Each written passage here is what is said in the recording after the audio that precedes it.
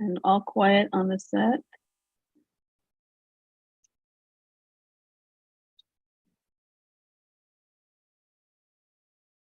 Five, four, three, two.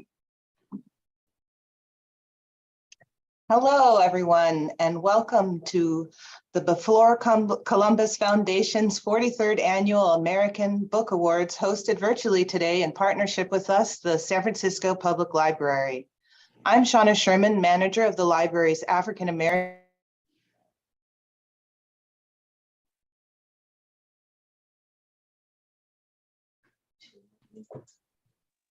You're on Shauna, mute.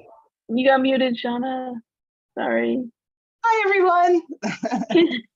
Hello Start and welcome. fresh. Yeah. Hello and welcome to the Before Columbus Foundation's 43rd Annual American Book Awards, hosted virtually today in partnership with the San Francisco Public Library. I'm Shauna Sherman, manager for the African American Center. And like you, I am excited to hear from the esteemed group of literary awardees today. We'll get started with the awards program in just a few moments after some brief announcements. The San Francisco Public Library is broadcasting from the area now known as San Francisco, which is on the unceded ancestral homeland of the Ramaytush Ohlone peoples of the San Francisco Peninsula. As the original peoples of this land, the Ramaytush Ohlone have never ceded, lost, nor forgotten their responsibilities as the caretakers of this place. We recognize that we benefit from living, working, and learning on their traditional homeland. As uninvited guests, we affirm their sovereign rights as First Peoples and wish to pay our respects to the ancestors, elders, and relatives of the Ramaytush community. So happening next weekend at the main library is the 6th Filipino American International Book Festival, which is taking place on October 15th and 16th to the Saturday and Sunday.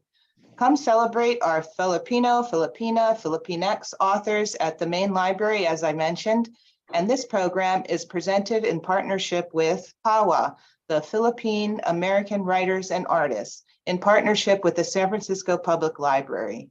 Find more information on sfpl.org, the events page, or go to bookfestival.org. Later this month, for our On the Same book selection, journalist, activist, and author Roberto Lovato will be here to discuss his book, Unforgetting, a memoir of family, migration, gangs, and revolution in the Americas. He'll be at the library on October 22nd in conversation with Vanessa Hua.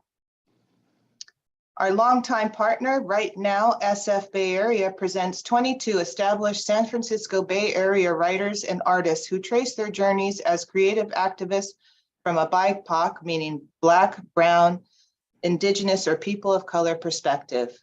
Join us in the Corrette on Sunday, October 23rd at 1 p.m. for that program. And the San Francisco Public Library is honored that our 17th One City, One Book selection this year is This Is Ear Hustle by Nigel Poor and Erlon Woods, the co-creators and co-hosts of the Peabody and Pulitzer-nominated podcast that illuminates views of prison life as told by presently and formerly incarcerated people. On November 3rd, a not-to-miss evening with the authors in celebration of their book and in conversation moderated by Piper Kerman, author of Orange is the New Black, My Year in a Woman's Prison. And on November 13th, the African American Center co-presents a screening and discussion of Belly of the Beast with the activists who fought against coerced sterilization in California women's prisons. They'll discuss their work after a screening of the movie and be in conversation with Wanda Sabir. That's Cynthia Chandler and Kelly Dillon in conversation with Wanda Sabir. And now, what we've all been waiting for, on to our show. As I mentioned, we are so grateful to be partnering with the Before Columbus Foundation to host the American Book Awards. Please welcome Justin DeMongos, chairman of the Before Columbus Foundation, administrator of the American Book Award, and host of the radio broadcast New Day Jazz, now in its 20th year, who will be our moderator today. Thank you. Please welcome Justin. Oh, good afternoon. Shauna, thank you so much for your lovely introduction. And once again, I want to thank the San Francisco Public Library, in particular, the African American Center. Our partnership with the San Francisco Public Library and the African American Center dates back now 18 years. And it is indeed a very fertile and rich collaboration that the Before Columbus Foundation has had over almost 2 decades. I'd like to welcome our distinguished guests. As Shauna said, we are gathered for the 43rd Annual American Book Awards this afternoon. But before we get into it, I want to also extend my gratitude to the American Academy of Poets and the Poetry Foundation for their generous support of this year's American Book Awards. And also welcome to our board of directors, 3 of our newest members, the writer and culture critic Mitch Berman, the novelist Viet Thanh Nguyen, and the poet Carolyn Forche. They join us along with some of the most illustrious writers in the United States today, including our founder Ishmael Reed, Joy Harjo, novelist Marlon James, and Layla Lalamin. We'll be hearing more from other members of the Before Columbus Foundation as we progress through this afternoon's program. Coming up shortly, the Board of Directors President, Wahajat Ali. The United States of America is often regarded as a country without rituals. But of course, one of the rituals, surely at the axis, not only of the United States, but of the New World, has been the murder of Blacks with impunity. 1619, 1719, 1819, 1919, Red Summer, 2019. Any advancement on the part of the socially degraded, economically exploited, has always been met with maximum retaliation from the most backward and criminal elements, not only within the government, but within its state and corporate apparatus. And today is certainly no exception to that.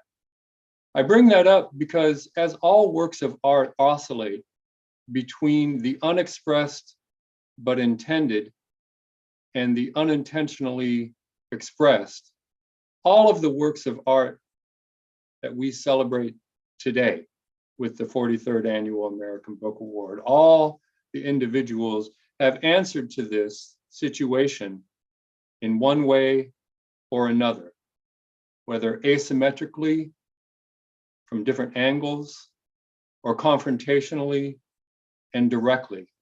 All have spoken with depth and with nuance and with conscience.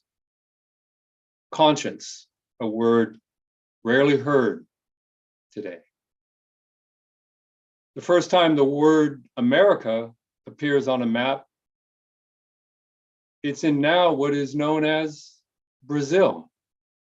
California, where I stand today, was named for a fictional Black lesbian Amazon queen of the Islamic faith.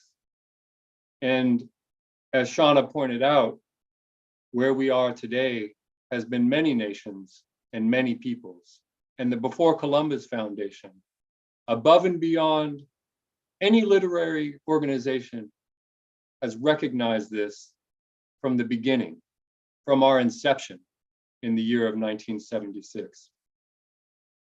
Some of the writers, the many writers who have been recognized first and foremost by the Before Columbus Foundation with the American Book Award include the great Bell Hooks, who most recently moved on to the ancestors, who received the American Book Award for Yearning Race, Gender, and Cultural Politics in the year of 1991. I should point out that her very first book, more than a decade earlier, was distributed by the Before Columbus Foundation, and our earliest incarnations as a book distributor, as well as a presenter of the award and seminars and such.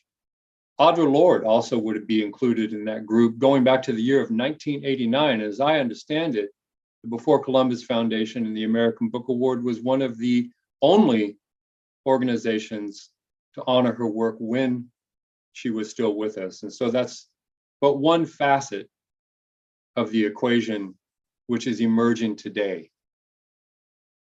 And with that in mind, it's a great pleasure to welcome the Before Columbus Foundation president, Wahajat Ali. And I would be remiss not to remind all of us that in addition to being a regular contributor to the New York Times, as well as the Daily Beast, Wahajat Ali is a playwright and most recently the author of Go Back to Where You Came From and other helpful recommendations on how to become an American.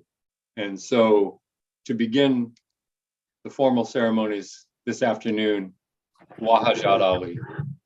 Thank you so much, Justin, for that lovely introduction. I owe you money via Venmo because you promoted my book without me asking. For those of you who are asking, why does it seem like I'm selling insurance? It's because I'm in a hotel. I have to give a talk in about 2 hours. This is the only room that was available. And on their own, without any suggestion on my part, they were playing Queen's We Are the Champions. Sometimes life is utterly appropriate and on the nose. I appreciate all the people who have joined us, all the respected winners, their family members. I wish we could meet in person. Hopefully next year, inshallah, as we say, we will meet in person in San Francisco, and afterwards we will have crudité, otherwise known as vegetables and tasty treats.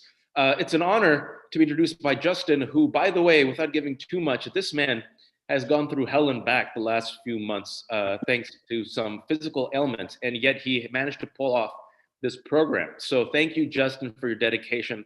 This guy was literally on his back, literally, as of just a couple of days ago. And we'd also like to thank Gundar Strads and Ishmael Reed for all their work in keeping the American Book Awards alive and well. This is the 43rd annual American Book Awards put on by the Before Columbus Foundation.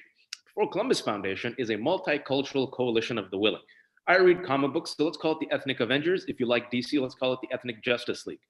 Formed because there's a realization that America's stories include the rest of us, those of us who are seen as sidekicks, as punchlines, as villains, or completely invisible. The only way this country achieves its rough draft of a dream, a multiracial democracy, is by expanding and stretching the tent to include the rest of us who are oftentimes never given an invite, or we were asked to be comfortable with merely eating the appetizers, or we were asked to row the boat but never rock the boat. And so we rock the boat here a little bit. And we were onto this thing called multiculturalism and diversity way back when it wasn't popular and a lot of corporate entities weren't getting an obscene amount of money to do kind of mediocre work on this issue. Too soon or not soon enough?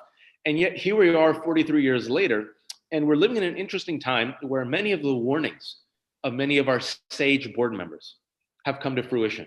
The rise of white nationalism, the mainstreaming of fascism, book bans, ladies and gentlemen. In the past year, America has banned more than 1,200 books, primarily written by Black, women, and LGBTQ authors. Some parents in America in 2022 are more comfortable with their kid potentially getting COVID at school or shot than reading Toni Morrison's Beloved, because these narratives make them uncomfortable. They're discomforting. They skew their very clean 90-degree angle view of an America where there's no racism, no double standards, and you just have to pull yourself up from the bootstraps. And the rest of us say, well, what happens when the boot is on your neck? And they say, stop complaining. Why don't you act like the model minority? And so in America, as books are being banned, we do not take this lightly that we have assembled this Ethnic Avengers to come and celebrate the word and the books. And I just want to flex a little bit. Justin mentioned the board. Let me tell you who's on the board, ladies and gentlemen. We have Viet Thanh Nguyen, Caroline Forche, we've got Ishmael Reed, we've got Jenny Lim, we got Joy Harjo, we got Juan Felipe Herrera, we have Simon Ortiz, Marlon James, Nancy Carnaval, Leila Lamy, Ishmael Reed, Sean Wong, Nancy Mercado, Margaret Porter Troop, Mary Anderson, Carla Brundage, and oh yeah, me and Justin who come along for the ride. For those of you who don't know, this is a collection of Pulitzer Prize winners, MacArthur's Genius winners, Pulitzer Prize nominated authors, the Poet Laureate of the United States of America for the past 3 years. We have academics, we have journalists, we have poets, we have authors, we have writers. So how does this work? Every year, everyone gets to submit 1 or 2 nominations. Then as a group, we do a little kind of a meeting and where we talk about it, okay, make your case. And just to let you know, Justin will tell you, we get so many book submissions that our humble Oakland office is, and I use the word literally as it's meant to be used, is overflowing with books. People desperately want their book to get the American Book Award. I say all this because for those of you who have won the award, I hope you have some pride in it. You can flex a little bit, have some humble swagger. These are men and women of the arts, some of the most respected people who have chosen your work. In addition, you'll notice there's no gold prize, silver prize, or bronze. There's no first, second, or third. That's very deliberate. We believe all these writers are equal. They're equal winners. And if we were there in San Francisco, all of you at the end of the day would share the stage equally. That means first-time writers, people who have published independently, people who have won awards, people who have bestsellers, people who later credit with the American Book Awards, giving them a shot in the arm that gave them a career that later led to the Pulitzers and the Bookers and all the tasty foundational awards that give them money, right? So I hope you really embrace it. I hope you enjoy it. And what I'll shamelessly say, if you are a publisher or a family member of the writers, in the chat section, shamelessly put a link to the book. Writers eat through their words. They have to eat. Books are being banned, ladies and gentlemen. Celebrate the word, help these publishers, help these writers. And I'll also say this because I'm the president, I can say this. The Before Columbus Foundation, people think we're balling out of control. I'm an old man, so I can use that reference. They're like, what? You guys are just, Ishmael Reed kind of jokingly, every time we do this live, passes his hat at the end like it's church. And people joke, but he's like, no. If you got some money, put in that hat. We have now evolved in the past several years, and we have a PayPal link on BCF. It is a nonprofit 501c3, so you get tax deductible credit. If you have some extra dollars, please donate to the Before Columbus Foundation. Now, with that being said, it is my honor and privilege to kick off the award ceremonies by introducing the first recipient. Every recipient, after I give them hopefully a warm introduction that will make them look awesome, because they are awesome. They have a few minutes to say what they want to say, however they want to say it. And again, you will be getting really beautiful awards that Justin spends a lot of money and time on, and people really like. The first recipient is Spencer Ackermann, a journalist who has been covering the war on terror for the past 20 years. He's written for The Guardian, he has written for Wired, he has now written a book called Reign of Terror: How the 9/11 Era Destabilized America and Produced Trump. As Ishmael and Justin were saying, oftentimes in this day and age with the rise of fascism, it is infuriating when you see corporate media do a both sides analysis and skew what is normal to the abnormal to court access and power. Spencer doesn't do that. He calls a spade and he backs it up. Rigorous research, meticulous notes, interviews. He shows the power of witness and accountability journalism. And specifically what he does, he connects the dots for the past 20 years. He takes a DeLorean all the way back to the war on terror, which is still ongoing. And he talks about the voracious appetite of the US military industrial complex and how the domestic and international programs led to the mainstreaming and presidency of Donald Trump. Without Trump, there's no Trump without 9/11 and the Patriot Act and mass surveillance and the obscene demonization of Muslims and immigrants and those who look Muslimy. The horrors of today have many mothers, and both political parties have left behind orphans worldwide. Ladies and gentlemen, it is my distinct pleasure to give the 43rd Annual American Book Award to Spencer Ackermann for Reign of Terror: How the 9/11 Era Destabilized America and Produced Trump. Take it away, Spencer. Thank you so much to the Before Columbus Foundation for this prestigious award. It's a particular honor to receive it alongside legendary authors like Gail Jones and fearless journalists like Jeffrey Sinclair. I released a book and recorded some music in 2021, so I'm basically Michelle's honor, and accordingly, it's a special pleasure to share an award with her. You cannot beat an introduction at an awards show from a friend like Waj Ali, who I think we can all tell is a theater kid through and through. But perhaps most meaningful of all is receiving an award founded by Ishmael Reed, one of my father's favorite authors. As far back as I can remember, I can recall a sun-beaten paperback of Shrovetide in Old New Orleans that my dad read so much that the adhesive binding failed and left it in 3 pieces. I'm 42 years old and I'm a native New Yorker. All I have ever covered as a journalist has been the war on terror, because there has been no end to this ongoing nightmare, even though most of the reporters, columnists, and TV personalities who supported it have long since moved on without reckoning with their complicity. Last year, the Costs of War Project at Brown University presented what it recognizes as an analytically conservative estimate that found the war on terror is responsible for, at minimum, the deaths of 900,000 people. It has made tens of millions more into refugees. There is no alleged hollow success the war has yielded that can counterbalance this horrific actuarial table. Even if we were to accept the dubious proposition that the war on terror succeeded in preventing another 9/11, something only one terrorist organization had the capacity to accomplish a single time, we would be saying that the United States is justified in killing over 900,000 people, occupying Iraq, Afghanistan, and eastern Syria, conducting commando raids and drone strikes in those 3 countries, plus Pakistan, Yemen, Libya, Somalia, and Niger, maintaining a forever prison on stolen Cuban land, and spying on the communications of most of the world. The success of the war on terror lies in normalizing permanent war and domestic persecution, something history tells us tends to accelerate the decline of the empires that waged them. Reign of Terror is not what the rules of my profession would consider a neutral account of the war on terror. But in abandoning the rules of my profession, I tried to tell a truer story about my subject. There is no honest way of presenting the war on terror without examining the racist, nativist, and exceptionalist forces animating it, forces that the state of emergency, chosen after 9/11, validated and welcomed back into power. There is no honest way of presenting the war on terror without exploring how liberals and technocrats accommodated these forces and deluded themselves into thinking that they could wage an endless war that wouldn't stoke such forces.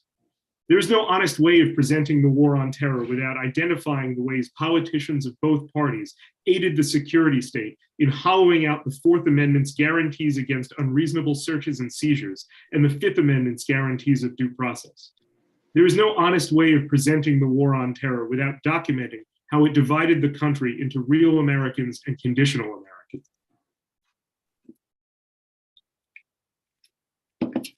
And there is no honest way of presenting the war on terror without recognizing it as a threat to democracy. That is not how mainstream journalism presented the war on terror. From the start, the war on terror was a cancel culture. Susan Sontag was the subject of relentless mainstream media demonization for telling the truth so soon after 9/11 that the attack was not an assault on freedom, but bloody revenge for decades of violent, exploitative, and extractive American intervention in the Middle East and South Asia. Critics of the Afghanistan occupation were told that they were enemies of women's rights, echoing a long-forgotten justification for the horrific British occupation of India. Opponents of the Iraq occupation were told they would be complicit in a genocide if America withdrew, with the hawks not once acknowledging their own complicity as the war they championed yielded the civil war they first denied until they recognized it became an opportunity for escalation. Elites whose children never shouldered a rifle wrote that America had no serious option but to wage a generation-long war against an ever-mutating enemy. It was and is a war fueled by official lies and journalistic deference to them. An entire book, The Afghanistan Papers by Craig Whitlock, demonstrated through official documents that policymakers and senior military officers across multiple presidential administrations knew how hollow their proclamations of progress in Afghanistan were. Even when excellent journalism detailed the reality of CIA torture, NSA bulk surveillance, CIA and military drone strikes, or FBI and NYPD mosque surveillance, most often editors preferred to sanitize such operations through euphemisms preferred and even designed by the authorities, such as enhanced interrogation, the terrorist surveillance program, and targeted killing. Even when mainstream journalism was critical of the war on terror, it tended to frame its criticisms in terms of harm done to American interests rather than to human beings, whose stories tended to be ignored, particularly if they blamed America for America's actions. I hardly exempt myself from blame, particularly as I committed my share of ignorant journalism, struggling to see what was right in front of us. Why is he going for so long? As a profession, we have no right to bemoan the rise of disinformation as we spent the past 21 years promoting it, and we deserve the collapse of public trust in our profession. I intended Reign of Terror as a corrective to the way mainstream American journalism has so often failed to describe a generation-long war truthfully. To the warmongers, torturers, spies, mosque infiltrators, and apologists who escaped accountability for the war on terror, may this book haunt you throughout history. It is long past time to break a final taboo of mainstream journalism on the subject and say that there is only one option for a society that wishes to be and remain free: total abolition of the operations, institutions, and authorities of the 9/11 era. Thank you very much. Thank you so much, Spencer. We appreciate your journalism. I have the distinct pleasure of introducing the next winners, and it's a brilliant anthology of Navajo literature called The Diné Reader. University of Arizona Press is the publisher. The authors are Esther Bellin, Jeff Berglund, Connie Jacobs, Anthony Webster. The Diné Reader, according to Joy Harjo, our board member, and also one of the titans of American literature, and also former Poet Laureate of the United States of America 2 times in a row, says the following about the Diné Reader, the anthology of Navajo literature. Quote, "It confirms the prominent and influential position that Diné writings hold in American letters today. This valuable collection holds the poetry, prose, and thoughts of several generations of Diné or Navajo writers, with numerous foundational heavy hitters in literature alongside emerging writers and fresh voices. Every one of these writers and poets marks a fresh era of thought and becoming. This anthology proves that Diné writers are at the heart of not just contemporary Native American literature, but the canon of American literature. These writers are defining their own literature, which means defining the future as they stand as the next generations of literary ancestors. They're behind their own cultural critics and are moving away from the generic term of being a Native or Native American writer. This finely edited, groundbreaking collection is essentially a statement of sovereignty and proof of continuance of the songs and thoughts of their ancestors. It is destined to become a classic of American and world literature. Ladies and gentlemen, give it up for Esther Bellin, Jeff Berglund, Connie Jacobs, and Anthony K. Webster for the Diné Reader, an anthology of Navajo literature published by the University of Arizona Press.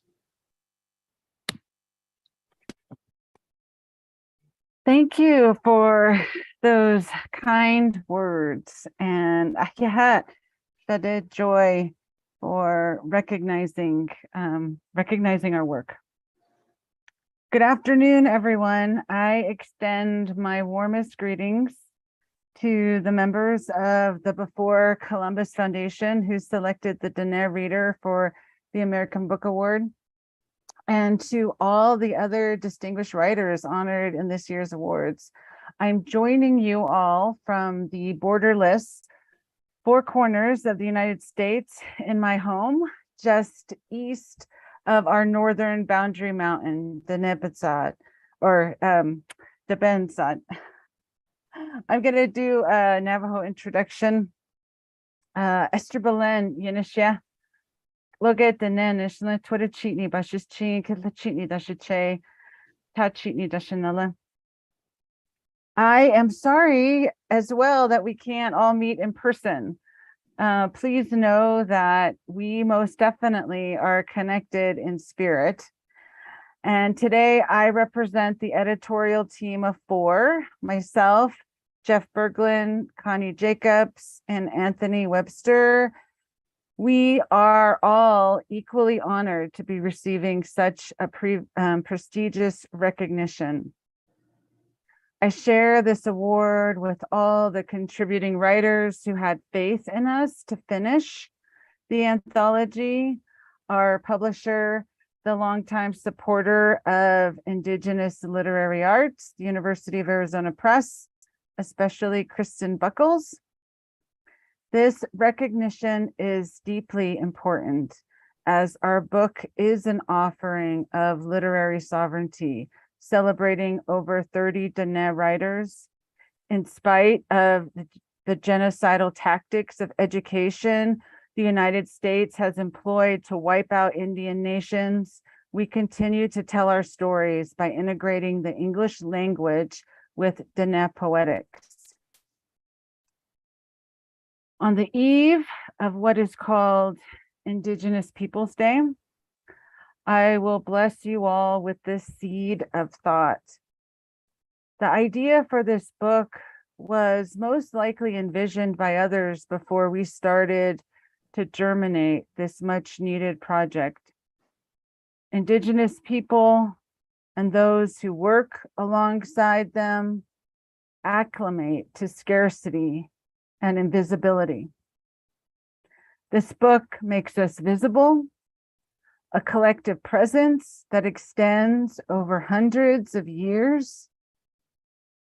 The energy and fulfillment of this book was carried forward from all those ancestors and visionaries who continue to walk alongside us.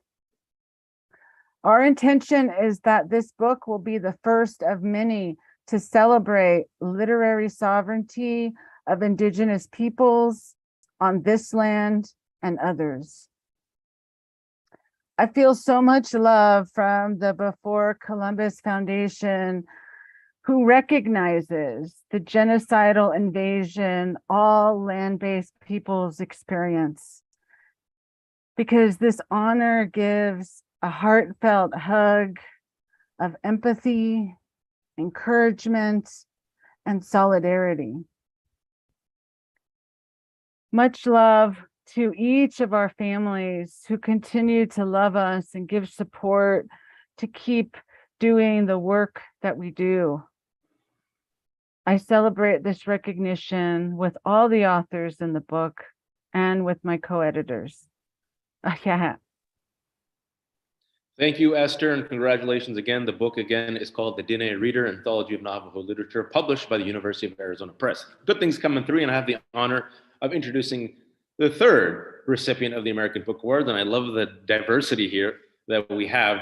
Next up is Emma Brody, and I just want to give a shout out to James Taylor and Joni Mitchell for dating back in the day, because without that fact, we probably wouldn't have had this gorgeous, wonderful novel written by Emma Brody. It's about chasing your dreams, chasing love, chasing stardom, chasing music, and its many beautiful, ugly, painful, joyous costs and victories, all told to the soundtrack of 1969 and the early 1970s. However, I will give a quote from Marie Anderson, who said that Emma Brody's Songs in Ursa Major, published by Knopf, is the author is adept at creating her characters realistically with their flaws highlighted in contrast to great talent.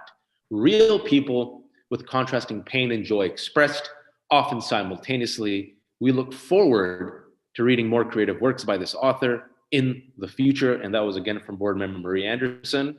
Give it up for Emma Brody and her novel Songs in Ursa Major, published by Knopf. Thank you so much. Hi, everyone. Thank you so much to the Before Columbus Foundation for creating this important award, and thank you to the San Francisco Public Library for hosting it. Thank you to the judges for this profound honor, and congratulations to the amazing authors here today. I'm truly humbled to be in your company. Songs are like tattoos, according to Joni Mitchell's 1971 masterpiece, Blue. No offense to Joni, but I actually think books are much more like tattoos. After all, books are also made from ink, images, pain, and permanence. This is precisely what makes the American Book Awards so meaningful. It is such a tremendous honor to be recognized by fellow authors, navigating the same stars and the same scars. I want to thank everyone who made Songs in Ursa Major possible. My agent, Susan Gollum, my editor, Jenny Jackson, and my entire publishing team at Knopf. Thank you to anyone who has read my book or sold it in your bookstore. I'm still not over it. Thank you to my family for valuing art and for putting up with my decades-long Mandy Moore obsession. Thank you most of all to my husband, Kevin, and my dog, Freddie Mercury, for being my pack through thick and thin.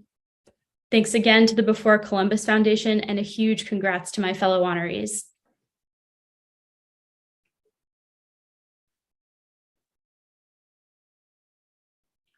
Thank you so much, Emma Brody. Again, Songs in Ursa Major, winner of the American Book Award from the Before Columbus Foundation. Coming up in just a moment, we're going to be bringing Daphne Brooks, who received the American Book Award this year for her extraordinary work, Liner Notes for the Revolution, the intellectual life of Black feminist sound. In the history of the Before Columbus Foundation and the American Book Award, there are direct antecedents to this work from Daphne Brooks. I'm thinking, of course, of Paul Gilroy's 1994 American Book Award winning The Black Atlantic, Modernity and Double Consciousness, and more recently from 1998, Angela Davis's Blues Legacies and Black Feminism, Gertrude Ma Rainey, Bessie Smith, and Billie Holiday. Towards the end of the masterpiece, Sonny's Blues by James Baldwin, Baldwin writes, "I don't know much about music, except that most people never hear it. Well, Daphne Brooks can hear the music." And from this wellspring of imagination, of thought, pains, satisfactions, refusals, acceptances, she weaves an extraordinary vision of our lives, woven from uncommon threads, a mirror woven from our shadows in song.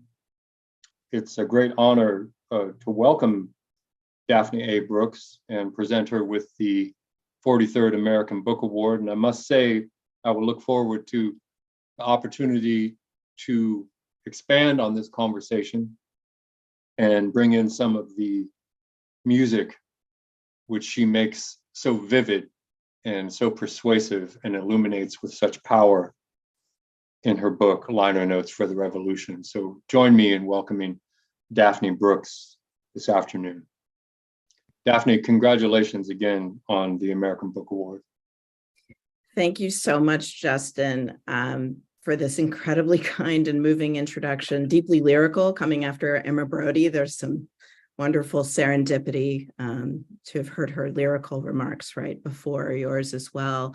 Thank you, of course, to you for the generosity that you and your colleagues from the Before Columbus Foundation have shown to Liner Notes for the Revolution. And my deepest thanks to all of you for this extraordinary honor. I want to start by saying that I'm truly humbled, like everyone else here, to be in the presence of my fellow honorees, authors whose work I greatly admire. And there are those who are here today and those who are the source of celebration today, who have modeled for me a kind of vision and risk-taking and fearless creativity that have created conditions of possibility for me as a writer. People like this year's Lifetime Achievement honoree, Gail Jones, as well as the Before Columbus Foundation founder, Ishmael Reed.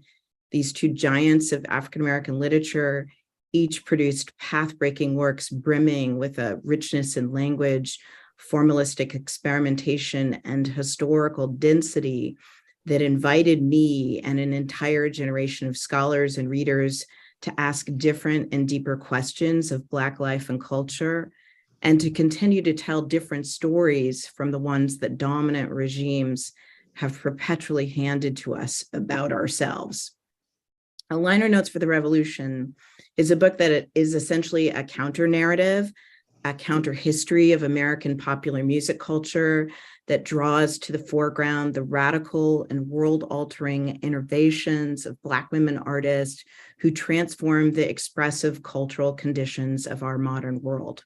It is a story about the importance of popular music in the evolution of 20th century culture, the chronic neglect of Black women's crucial centrality in this phenomenon, and the miraculous ways that generations of Black and white feminist thinkers, as well as the musicians themselves, nonetheless cared for, championed the value of, and produced knowledge about their music. It means everything to me to receive this award from a foundation with Bay Area roots at an event hosted by the San Francisco Public Library. As the youngest child of African-American Great Migration travelers turned Bay Area residents, the late Nathaniel Hawthorne Brooks, yes, that really was his name, and my 96-year-old mom, Juanita Catherine Watson Brooks, who's on the line today. I am a Gen Xer who ultimately wrote a book that manifests, and I hope properly pays tribute to the revolutionary eclecticism and cultural heterogeneities of the electrifying post-civil rights era Northern California that shaped me, from the legacies of Black power, integrated education, and the Black freedom struggle all around me, to the Black feminist literary renaissance handed down to me by my sister, legendary Bay Area broadcaster Renelle Brooks Moon, to my own love affair with local soul and rock and roll, and my obsessive engagement with the provocative rock music criticism of Rolling Stone and Grail Marcus. This is the landscape that set my imagination on fire. And so this book is a love letter to all of that, as much as it is an invitation, a call, an SOS to music critics, my fellow colleagues, as well as future Black feminist thinkers, to keep imagining ways of writing the wholly disregarded histories that are all around us and in plain sight, the ones that inform the very foundations of our being, and the ones which are awaiting our ability to score them. Thank you so much again for this great honor. Thank you so much, Daphne Brooks. One of the miracles of fiction, of the novel, is that in many ways intuitive and emotional, it can come much, much closer to the facts of our lives and how we live than journalists and nonfiction or social scientists or many of the others who endeavor to tell the story of our existence. A person, a reader, wishing to know more and have a deeper understanding of the Irish in Chicago at the beginning of the 20th century would be perhaps much better advised to read somebody like James T. Farrell than any number of newspaper articles from the same city in the same day. This is very true of Myriam Chauncey and her extraordinary work, What Storm, What Thunder, coming much closer with her extraordinary agility of imagination to the lives of those in contemporary Haiti, a story of love and of dignity, and a story that evades the often degrading and purposefully mercurial presentations of the great nation and its peoples.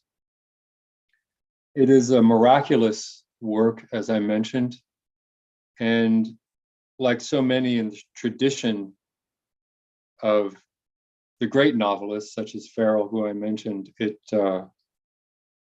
comes closer to the truth of how we live and what we understand about each other.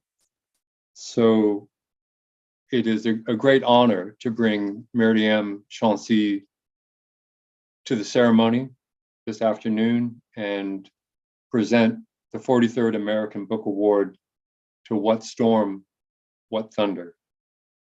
Myriam Chauncey.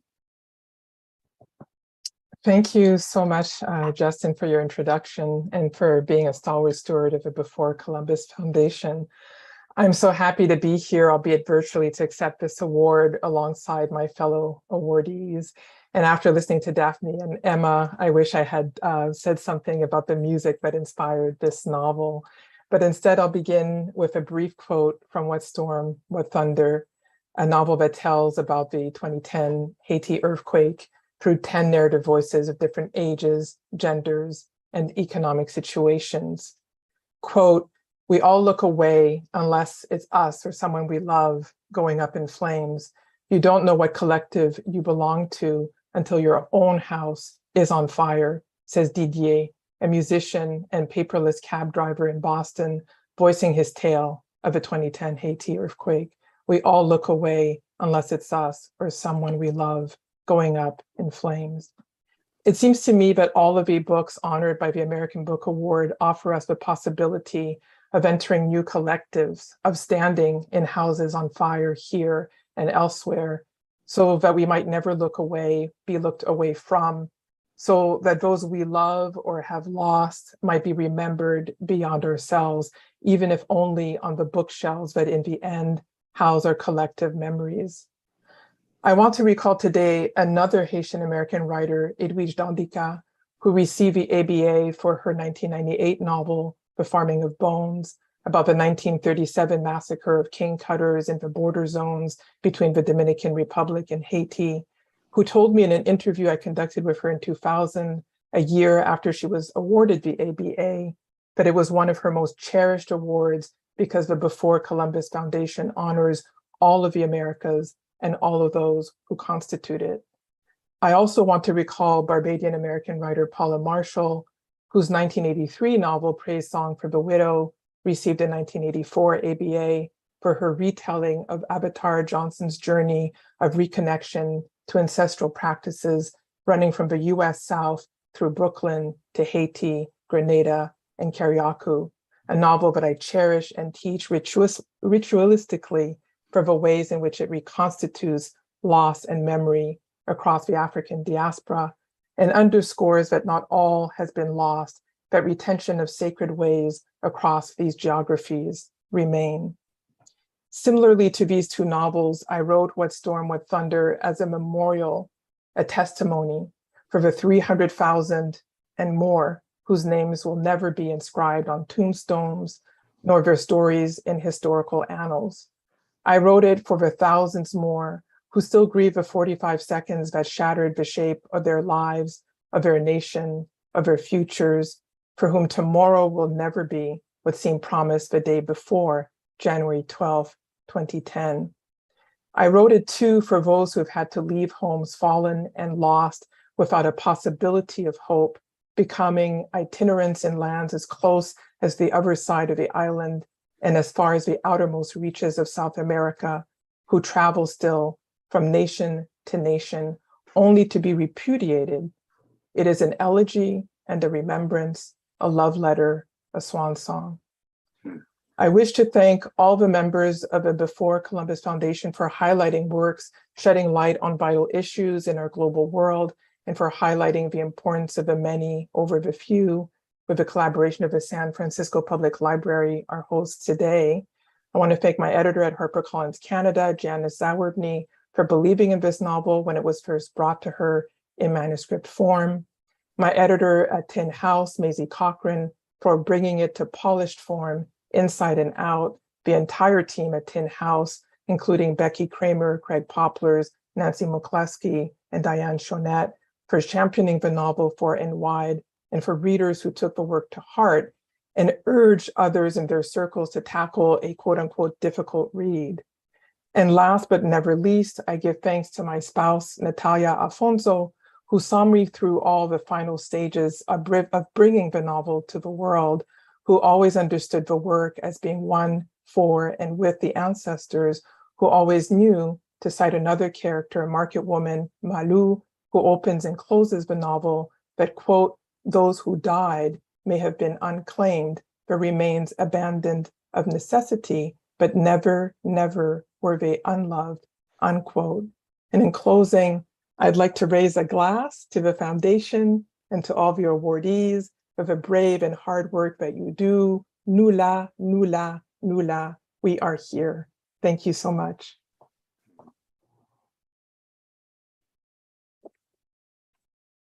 Thank you so much, Miriam Chancy. One of the many characteristics that distinguishes the American Book Awards from others is that it is an award given to writers from other writers, from a body of esteemed writers, elevating the art, form, and the individuals whom we collectively feel are advancing that. And at the beginning of today's program, I mentioned some of the writers who have most recently joined our board of directors at Before Columbus. And Viet Thanh Nguyen, author of The Sympathizer, has this to say about our next honoree, Francisco Goldman, who very generously is sharing his time, joining us all the way from Italy in the wee hours of the morning on the European continent to accept the award for Monkey Boy. And again, from Viet Thanh Nguyen, I'll read his words of love and praise for Francisco Goldman's novel. Francisco Goldman's Monkey Boy is an enrapturing novel, a Proustian trip through one man's life and memory, as well as the violent history of colonization that binds the Americas. Goldman's alter ego, Francisco Goldberg, Frankie, is, like him, descended from a Jewish American father and a Guatemalan mother. On a train trip from New York to Boston, Goldberg reflects on his life, his erotic affairs, his parents, and his profession, journalism, which has taken him to Mexico and Guatemala and allowed him to witness and reflect on the results of US intervention in those countries. Perhaps the novel could be called autobiographical fiction, but it also exists somewhere in the realm of historical fiction, as filtered through a deeply personal and idiosyncratic narrative that is beguiling in its voice. That voice, or those voices of Goldman, the author, and Goldberg, the narrator, pull the reader in a way a warm bath does, until one is completely immersed up to the neck and perhaps the ears, in no way wishing to leave. And yet, what these voices convey, how traumatic history ripples through time, individuals and families, crossing national borders, but also crossing into memory. The title, we learn, is the cruel nickname given to Goldberg as a boy by bullies. Monkey Boy refers to his physique, but of course also conjures up a lamentable and grotesque racism, which is trans-American in its scope. The abuses heaped on Goldberg by the bullies echo with the harm that the United States has inflicted on its southern neighbors. Goldman and Goldberg weave back and forth between this often horrific history and the equally devastating trauma inflicted by one person on another. In this case, the abuse heaped on Goldberg by his father, disappointed with his life and his son.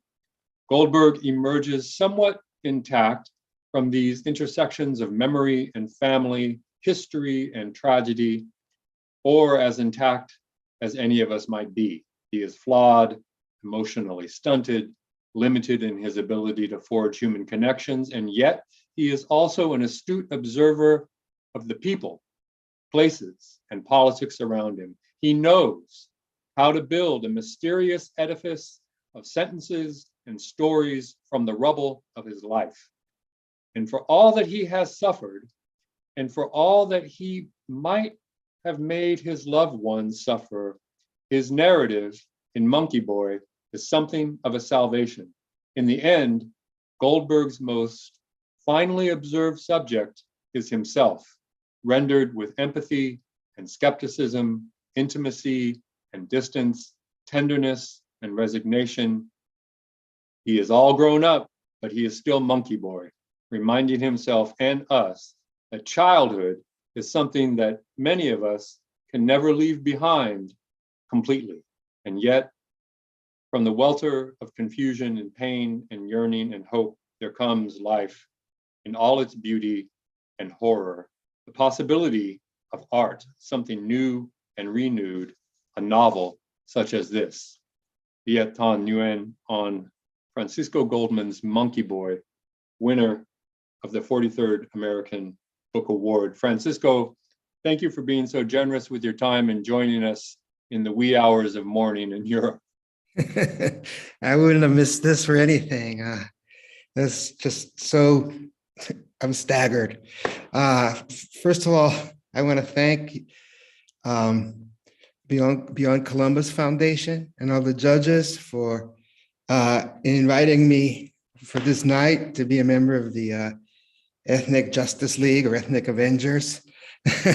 From Alda, I remember my first year. I don't know if Gail Jones remembers me, but my first year when I was at the University of Michigan, she was a grad student a teaching fellow, I guess, grad student on our. I used to run into her on the floor all the time. We used to have the most wonderful conversations.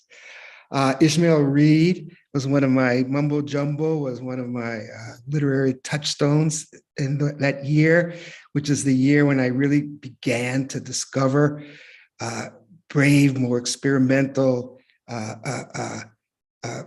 politically charged fiction. Reading it really for the first time in my life that year. Hearing the list of people that have been involved that are on your board and have been the judges. I finally feel, as the kids say nowadays, seen by the very types of writers I've dreamed of being read by. So thank you so much too to all my other fellow and sister honorees. It's just an honor to be with you. And I've never felt so incredibly, I'm stunned by Viet Thanh Nguyen's words about my book. He's just one of my, great living gods, literary gods. And I know that, I'm just so honored. I'll say about my Monkey Boy, it was quite a trip, that book. Took a long time. I'd never struggled with a novel so much. Took 7 years. A book I thought was going to go fairly quickly when I started it. But I want to say, too, that I began it in a very dark place, and at a time when I felt I'd been in a long, you could call traumatic grief that I couldn't seem to get out of. I wondered if I'd ever be able to love and receive love again. One thing that made the book take so long was that my life kept changing. And all of a sudden, as I was working on the book, beautiful things began to happen. I met Joanna Jovi, who became my wife and is in the center of my life. I became a dad very late in life with Azaria and Jojo, who are the heart of everything. And I think that gave the book, as it went developing over the years, its real soul.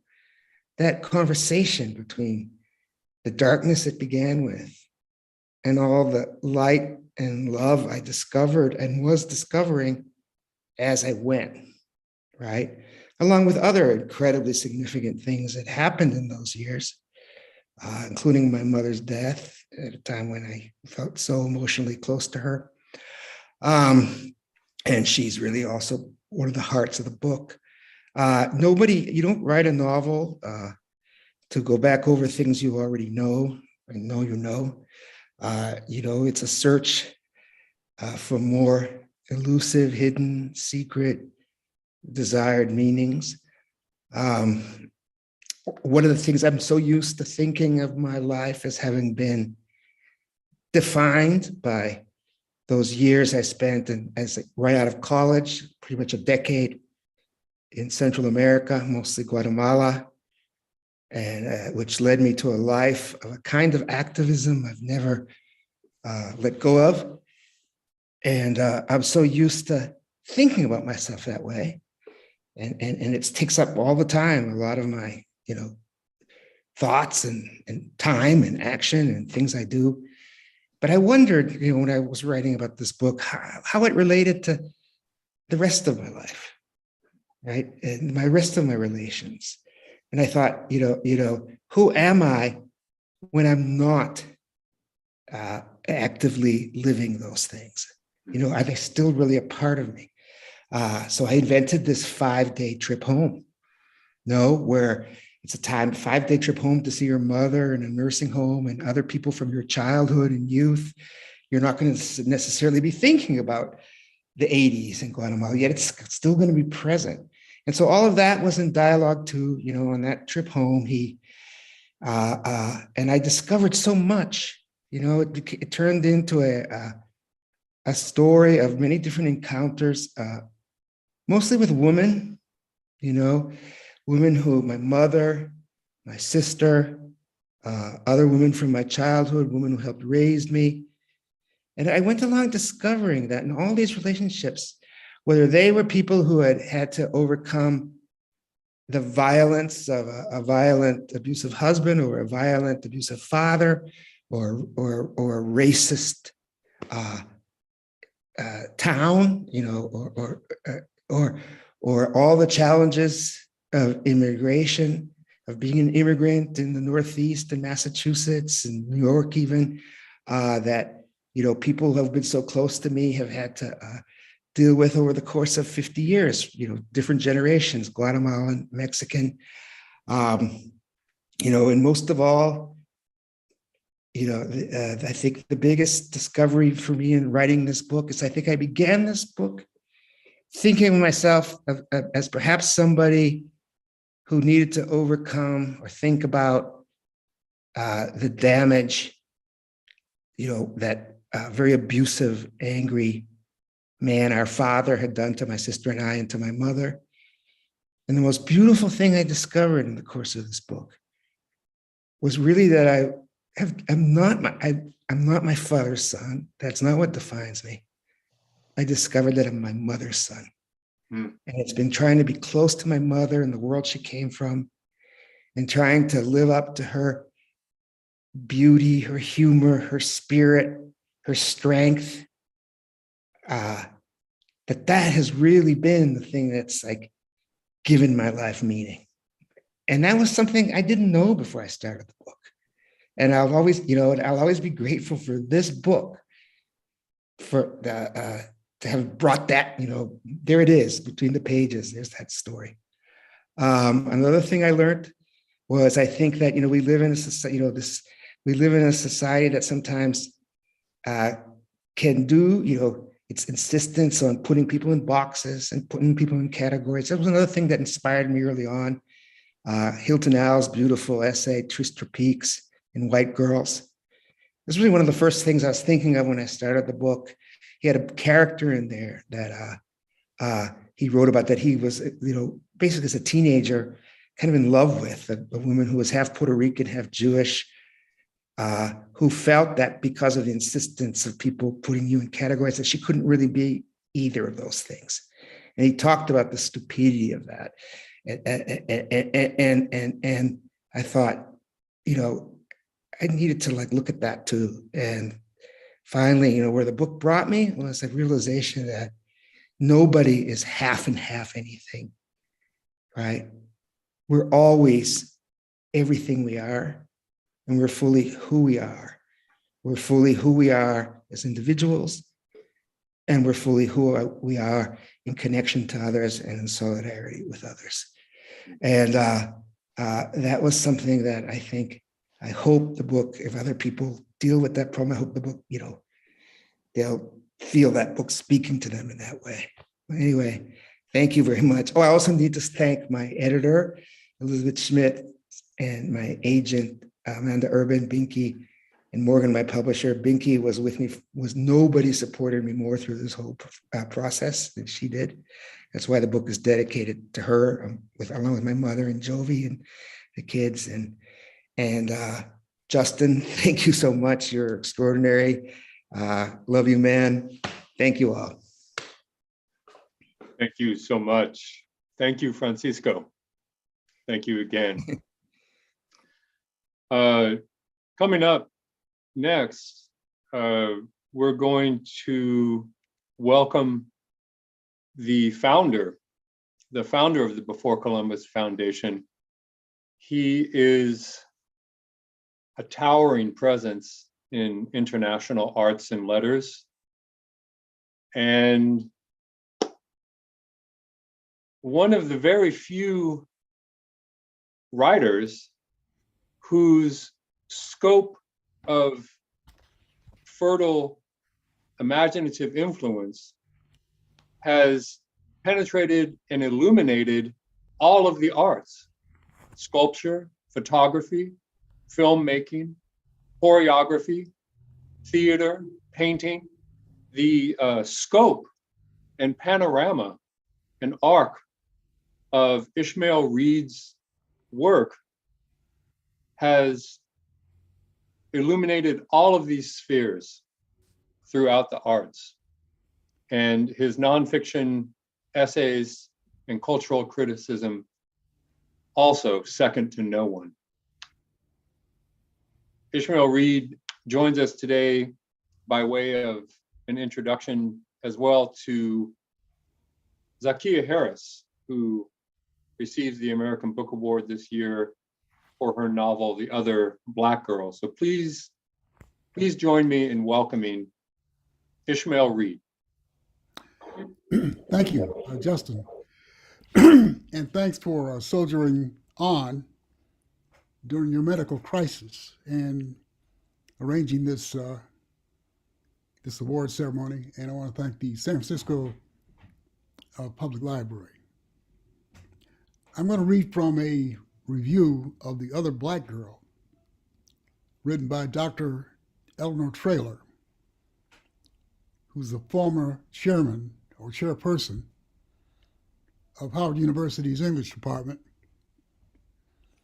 And this review was published in Conch, our magazine, an online magazine that's managed by my younger daughter, Tennessee Reed. And Dr. Eleanor Traylor are among a number of Black critics, literary critics, whose bylines have never appeared in our leading book reviews. I call them the literary Negro Leagues. The name of Hazel in Black women's fiction is seismic. Entering contemporary literature precisely in Toni Cade Bambara's Gorilla My Love, 1970. Mrs. Hazel becomes the northernmost point from the 19th century influence cult of true womanhood to the new age, actualized, ideal Black woman. A resolved, spiritual, emotional, intellectual, moral, economic, and socially aware consciousness. At work, in the world, raising generations to think better that they've been trained and seducing social justice. She is as sexually appealing as she is street smart and village mannered. She smashes the onerous divides between grassroots and the rest of us.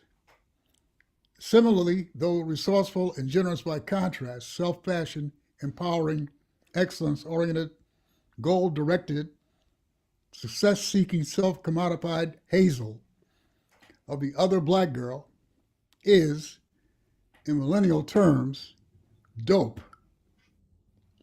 When Hazel, appearing to answer Nella's desire for diversity, becomes Nella's office mate, the novel's action begins to model a tableau of Du Boisian double consciousness as pathology. Quote, two warring souls in one dark body. And as gift of second sight, the art of making connections. With Hazel's entry, the novel itself morphs to resemble a fin de siècle narrative as well as an account of the present moment. From back and forth from time to time and through space and time, the other black girl opens a Pandora's box to juggle. Through the perspectives of multiple doppelgangers, narrators, the hottest topics of our time. The politics of representational, stereotypical names, the exceptional Negro, white supremacy, social justice, betrayal, double consciousness, replacement theories, the personal versus the collective, the politics of identity versus Zora Neale Hurston's skinfolk, kinfolk distinction, leading to the razor-sharp question, who is black and why?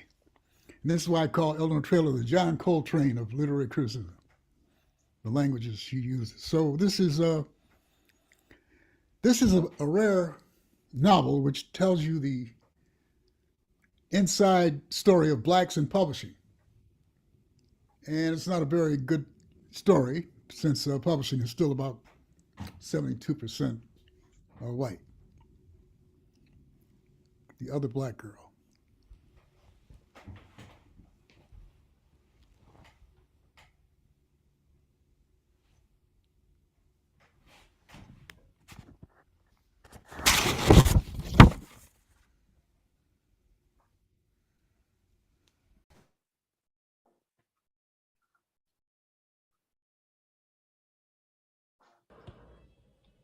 Thank you so much to the Before Columbus Foundation. It's such an honor to receive the American Book Award for The Other Black Girl. When I started writing this book a few years ago, I was still working in book publishing. I'd been there for a little while. I'd been promoted to assistant editor. But even then, I knew that editing wasn't the track for me. I had always wanted to be a writer. So it's incredible 3 years later to be here giving this acceptance speech and have gone through the motions of quitting that publishing job, finishing the novel, getting an agent, doing what I'd seen so many other writers do. It's just an incredible feeling to be here, and even more incredible to receive this award from so many brilliant writers and thinkers. So thank you to every single one of you for taking the time to read and just engage with my work on such a fundamental level. I also wouldn't be here without so many other writers who really informed my worldview, helped me find my voice. James Baldwin, Toni Morrison, Nella Larson, Octavia Butler, Chimamanda Ngozi Adichie, Mary Baraka, so many writers. I could keep going, but all of these writers really helped me with my own journey of self-discovery and helping me figure out what my Blackness meant to me. And they provided me with also just so many different ways of thinking about being Black in America. And that's what I wanted this book to provide as well. Just examples, what we have to go through as Black women in corporate America. So love looking back to go forward. And a big thank you, of course, to my lovely agent, Stephanie Delman, my wonderful editor, Lindsay Segnet at Atria, and everybody at Atria. Ariel, you guys really just push this book out into the world in a way that exceeded my expectations tenfold, and I couldn't be here without you. And thank you also to Temi Coker, who just gave this book legs, your artwork. Really appreciate you letting us use it for the cover and just showing that Blackness loud and proud on bookshelves and everywhere. So thank you all. And last but not least, thank you so much to my husband, my family, my friends, all of you. Thanks for not rolling your eyes or shrugging when I told you I was quitting my full-time job to write this novel. I could not have done this without you, without your belief in me, without your support. I just really love you all and appreciate you. So thank you so much. And thanks again to the Before Columbus Foundation. I'm so sorry I can't be there with you today, but I hope this little snippet of me has just conveyed how grateful I am to all of you for your support of my novel. Thank you. Thank you so much, Zakia Harris, for joining us this afternoon. And again, thanks to Atria Books for helping to facilitate the video. As many of you know, much of my professional background is in broadcasting and radio broadcasting. And as I signed off on a late night program broadcasting from the Western Edition in San Francisco on the legendary KPOO, near about 4 a.m., I walked to the back room where someone had turned on a television and witnessed the beginnings of Katrina enter into Louisiana and Mississippi and New Orleans. And odd as it may sound, one of the first thoughts that my mind turned to as I began to see the destruction unfold was the destruction and looting of the Iraqi National Museum in the beginnings of the Iraq War. Now, why this had occurred was because there is a vested interest in the destruction and absence of dissemination of that history in one of the oldest cities in the world, just as there is a vested interest in the absence and destruction of the history of one of the oldest cities in the New World. I'm talking about New Orleans. And it wondered my mind to consider who would benefit, who would look forward to the destruction of that history. Because the battle to preserve, protect, and disseminate the knowledge of what New Orleans has really meant for the many, many centuries of existence has always been just that. It's been a battle. And historians, Black historians in particular, dealing with this issue have been faced again and again with something that W.E.B. Du Bois described in an essay as the Sisyphus Syndrome. Because as soon as you roll that rock up, there's somebody awaiting to roll it down over you. Anyone who is attempting to unearth the true story of what this city and its history, particularly in relationship to the revolutionary impulses that were emerging from the Haitian Revolution, right, are always up against this. As soon as you uncover it, there's someone standing behind you is ready to bury it. So this is part of the miraculous invention and power of the rigorous deciphering, interpretation, and excavation involved in the Before Columbus Foundation American Book Award winning Economy Hall, The Hidden History of a Free Black Brotherhood, which is authored by the historian and also novelist Fatima Sheikh. So it is a great honor to welcome Fatima Sheikh, and again, presenting the 43rd American Book Award to Economy Hall, The Hidden History of a Free Black Brotherhood. Fatima Sheikh. Hello. Thank you to the Before Columbus Foundation for giving me this award. I'm really thrilled about it. I remember when you began, and I, of course, read Shrove Tide in New Orleans. I admire what you've been doing all of these years, your enduring history, and the people that you've honored, and I'm just thrilled to be among them. I congratulate my fellow honorees, and I'd like to thank the San Francisco Public Library for participating today. Of course, I thank my family who listened to all my stories about Economy Hall for 20 years, because that's how long I've been working on this book. I want to tell you that the Historic New Orleans collection published this book, and Jessica Dorman and Kathy Mizell Nelson put a lot of attention into it, and I appreciate that. The Economy Hall, The Hidden History of a Free Black Brotherhood, is about the ancestors of my community. These were people who were in Louisiana before Louisiana became a state. They were in New Orleans. They were 2/3 of the population. Black people were 2/3 of the population of New Orleans for its formative years. And the state itself was more than half Black for all of the 19th century. These are statistics you don't hear about. The people who were in the Société d'économie, some of whom came from Haiti, created an organization in 1836. And they were part of the civil rights movement of the 19th century. They did voter registration in the hall that they built.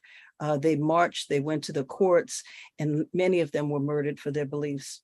So this history that is in this book goes from about the Haitian Revolution to the creation of jazz, because the hall, Economy Hall, became called the Carnegie Hall of Jazz. Everybody who was anybody played in Economy Hall. But I think it was important because of the history that had come before it. It was a radical history. And I'll tell you something about some of these descendants of these people.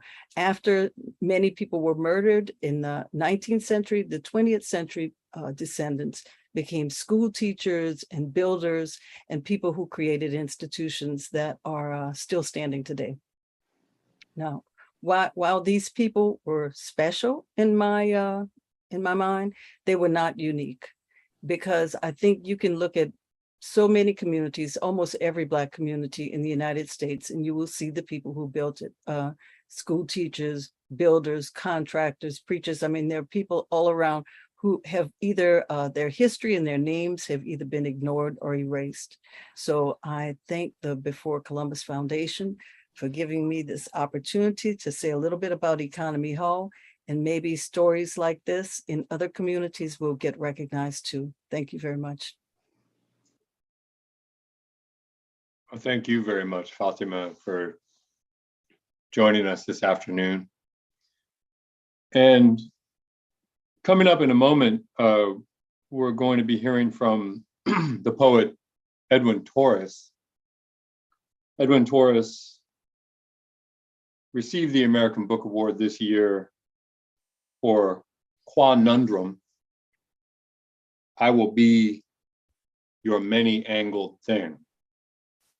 Now, at the beginning of the program, I talked about all of the books and individuals that we're honoring this afternoon as an expression of the unexpressed but intended and the unintentionally expressed.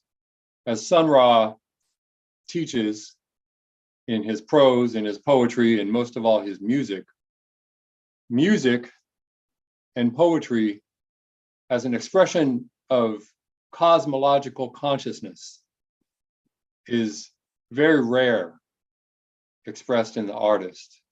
Many poets are determined not to give themselves over to these impulses and resist them, not allowing their readers to become susceptible to leaving these questions suspended, if only for a moment, to allow in what Sun Ra might describe as the wavelength of this cosmology. It is precisely this source of music and precisely this source of consciousness which inhabits the poetry of Edwin Torres.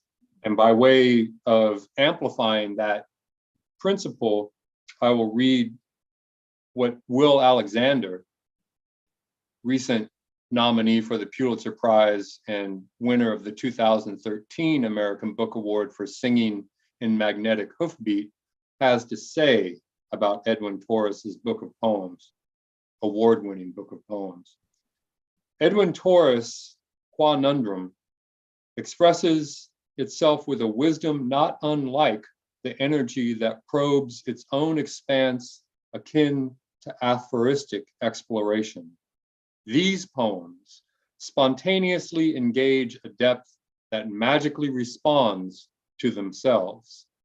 With an expanded lexicon, they explore regions of the human psyche that remain poetically precise, so that their sonic contact engages the verbal magnetism, athletically merging with a plane that remains the unaccountable it is, again, a great honor to present the 43rd American Book Award to Edwin Torres and this most powerful collection, Quanundrum. Edwin Torres. Well, thank you, Justin. It's so humbling and so beautiful to be here with everybody. Words within words, people within people. It's a beautiful, humiliating, not humiliating, humility. See how words interfere? I want to read what I wrote. That's probably safest. I want to first thank the Before Columbus Foundation for such a prestigious recognition, to the other recipients for the discipline of your vision, to the committee, and to Nancy Mercado for bringing the book to the committee and for continual support over many years. And we cultural nomads will be further adrift without publishers who believe in our mission. James Sherry, founder of Roof Books. This is my third book with them, spread out over 20 years. Think about that. It's just one-to-one. I'll go off script here. James is James, and he takes in, he's such a symbolism of the independent press, to have no agent, no publicity department. It's author and publisher. So my many thanks for giving me that opening into portal searching. As Velimir Klebnikov wrote in his super saga Zangezi, room, my friends, to roam. A thank you to my family, Elizabeth and Rubio, who occupy the space between words I haven't heard yet. And finally, some thoughts here about the fulcrum that propels change into purpose. This book's question is a call for empowerment. The notion of an identity, seemingly displaced from the main line as minority or other, has always been aligned for me with the artist, that pervasively original element at the border, that not fitting in constitutes a broad ethnicity. The imagination of selfhood aligned with being, to allow freedom its course, is a powerful embodiment of object as fulcrum. How language can pull towards the margins, towards the physical edges of what text is supposed to represent on a page. As a graphic designer, my concerns are what happens within a grid. Where does the eye travel across the page? What is the journey we are presenting to the reader? My typography teacher taught me about text on a page and how the best design is often the typography that disappears behind the content. If your letter spacing is perfect, if the font chosen is in tune with that particular message, there is no place for the reader to lose trust in your design. The enactment of the grid is to bring life into its destruction/creation. To disappear through meticulous precarity is to allow an opinion through. I've carried that into my writing, how to get out of my own way, to allow more ways through, a lifelong lesson for a writer. This book combines aspects of that removal, both lingually and visually, to see where the page can bring our freedom, to allow the object of language its tactile re-emergence for selfhood out of thinghood. After all, the shift of meaning into survival is a human passage. The conundrum presented is to question the quandary, word stuff, in search of body stuff. I would have lost many years of ground if I didn't have poetry to see through the layers. To have a book object as one moment across my trajectory is a gift I don't take lightly. The honor is reciprocal across lifetimes. To be heard with each book is to be granted more lifetime. The American Book Award is such an honor, and to be here with all of you is an even greater honor. Thank you very much.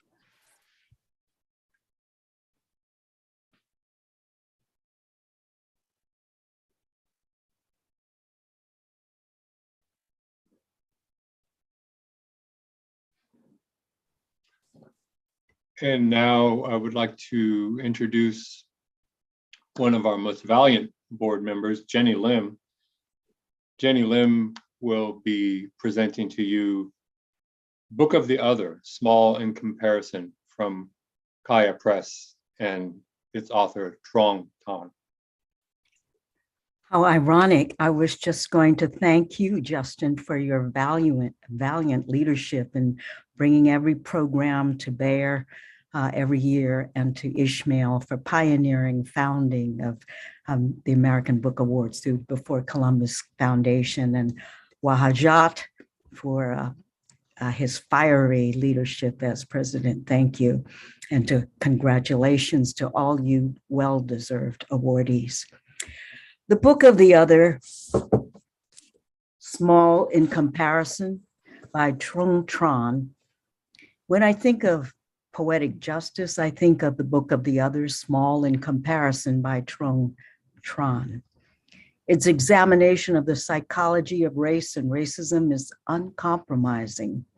Tran's no-holds-barred inquiry of the self and other through memory and trauma, following the demoralizing defeat of his lawsuit against the creative writing department, should I name it? Why not? SF State University, for racial bias, looks at race as an ontological concept, which he dissects through his relationship to poetry, as well as his relationship to whiteness as an Asian male and poet.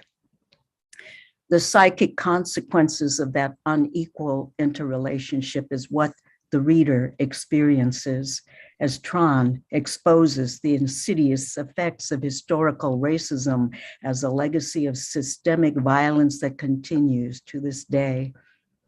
It's a courageous and unflinchingly honest book that speaks to the psychic and spiritual costs of racism, whether in its overt forms as in anti-Asian violence, which is the fastest rising of hate crimes in this country, something like 400% during the pandemic, thanks to Trump's epithets like China virus and Kung flu, or in its hidden forms, such as in the violence of institutional racism. So I'm very happy to honor Trung Tran for the Book of the Other.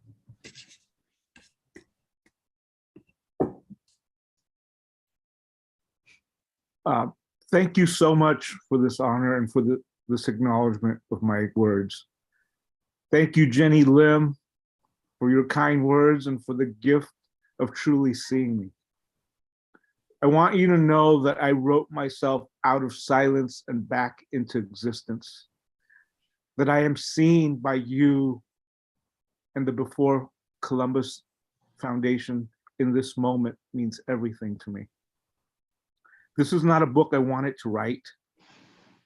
This is a book I had to write.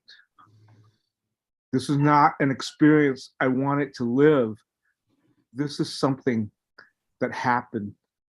It is still happening. Racism, when reconfigured and tempered as discrimination, then nepotism, then the claims of a non-triable offense, is the workings of whiteness. I devoted my life to being identified as a brown poet, only to be told by the very people in the institution that I graduated from, where I once taught at, as being just a poet and small in comparison.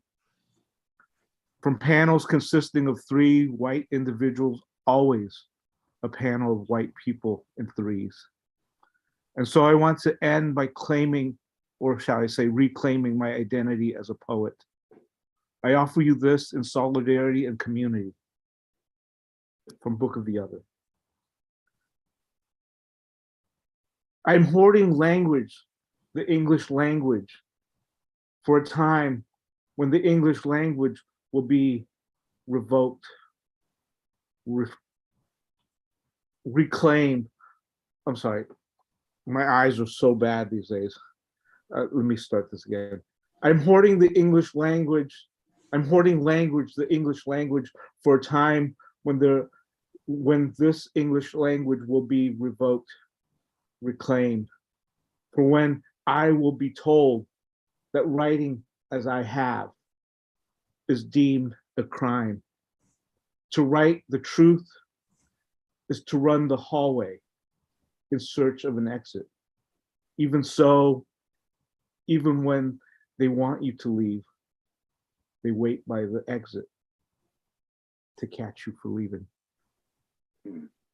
One last note, I would be remiss if I did not thank Neela Banerjee the managing editor of Kaya, and Sun Young Lee, who is the editor and publisher of Kaya as well.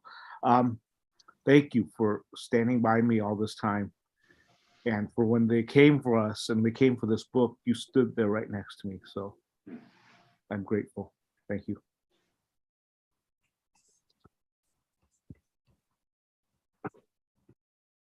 Thank you so much, Trong Tran.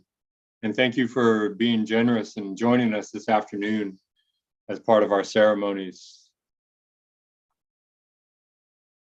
Earlier in the program, in my introduction to Daphne Brooks, I mentioned the writer James Baldwin, who has recently been revived and resuscitated to revive and resuscitate the spirit here in the United States and throughout the world.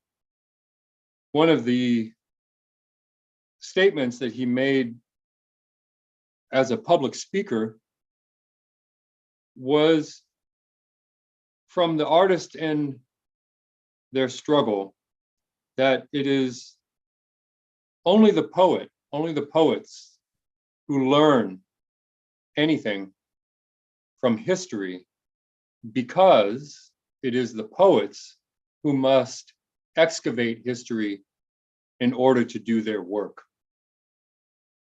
This is certainly very true of Yellow Rain by Maeder Vang.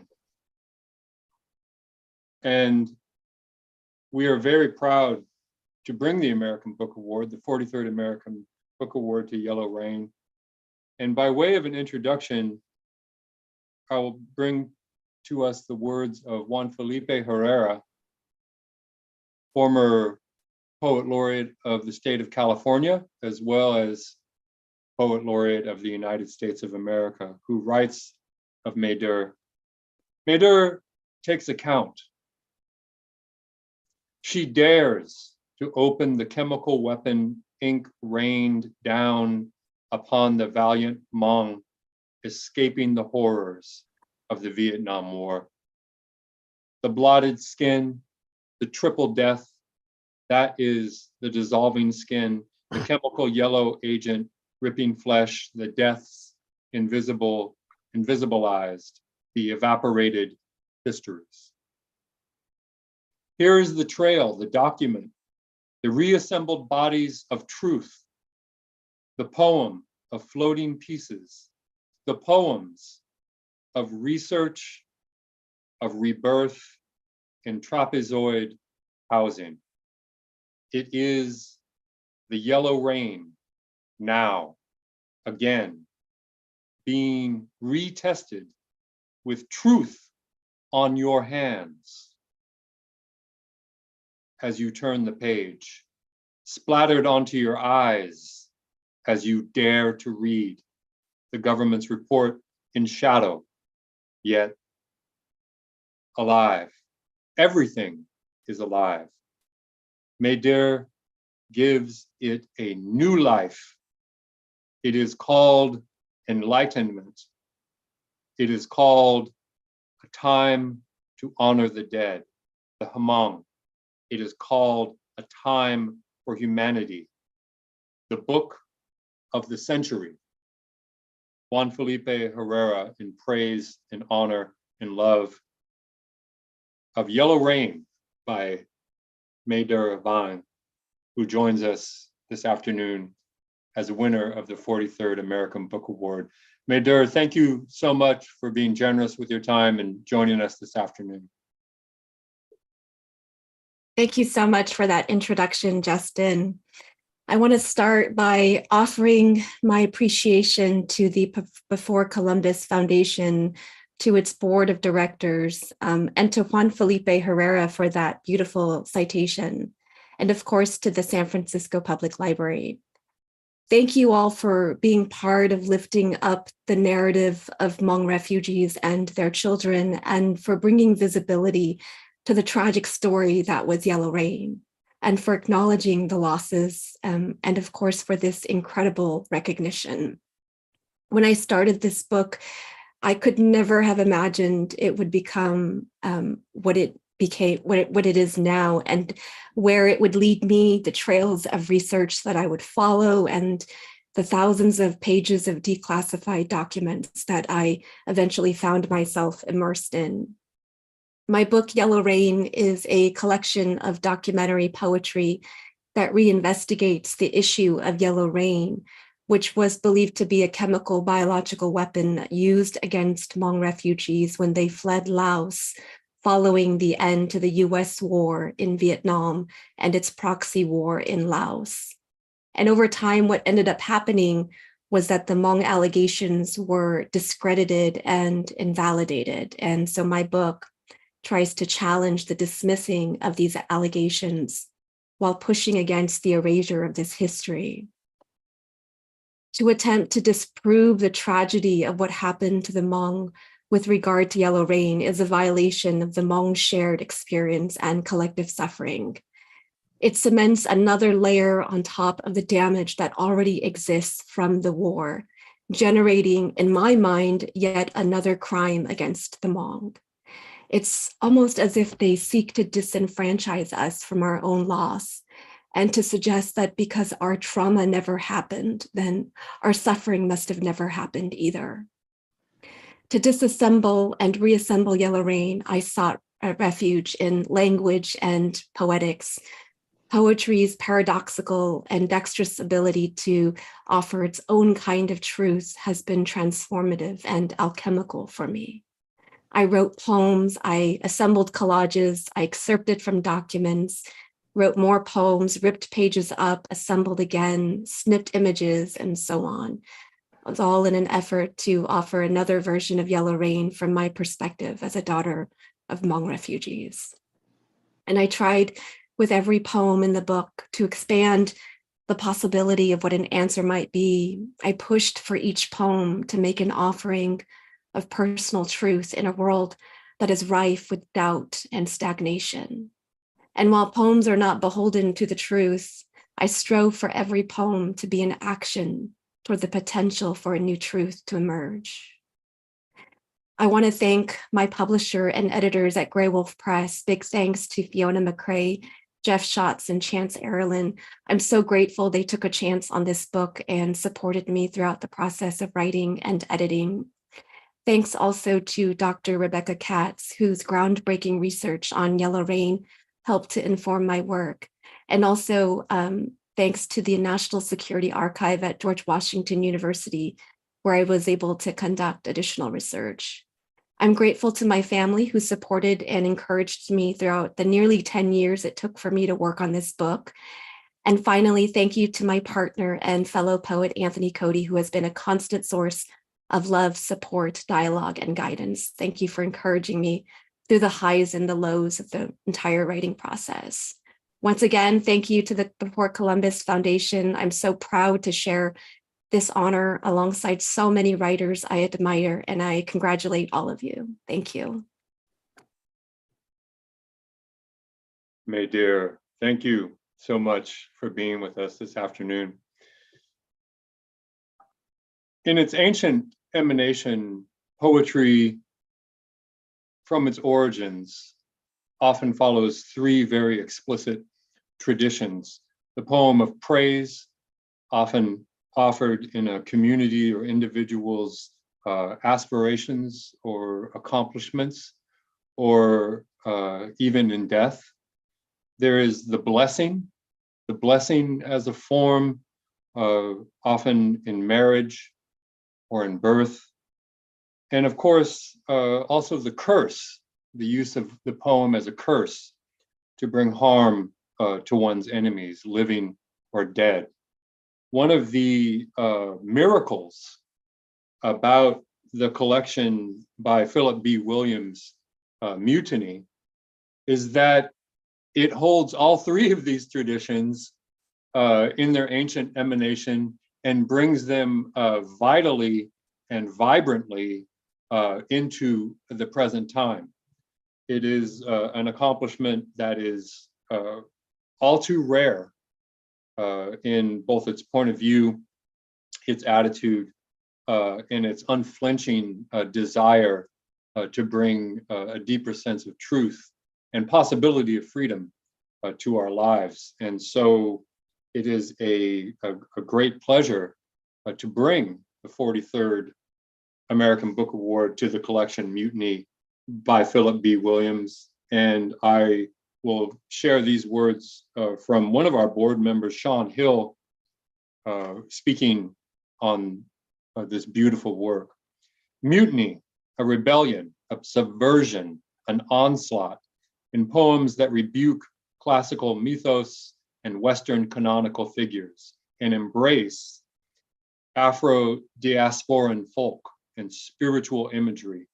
Philip B. Williams conjures the hell of being erased, exploited, and ill-imagined, and then, through a force of generosity and of vision, propels himself into life, selfhood, and a path forward, intimate, bold, sonically mesmerizing. Mutiny addresses loneliness, desire, doubt, memory, and the borderline between beauty and tragedy, with a ferocity that belies the tenderness and vulnerability at the heart of this remarkable collection. Williams honors the transformative power of anger and the clarity that comes from allowing that anger to burn clean. Philip B. Williams joining us all the way from the European continent over in the wee hours of the morning. Philip, thank you for being generous with your time and coming through at this late hour, early morning where you join us from Italy. Thank you again, Philip. Thank you, Justin. I've also become very ill over the course of the hour, so I'll be as quick as possible. Thank you to the Before Columbus Foundation for this honor. I want to also thank founder Ishmael Reed for his vision. This award recognizes the books for their grand experimentations and demands for truth. So this is an honor. Congratulations to all the other honorees.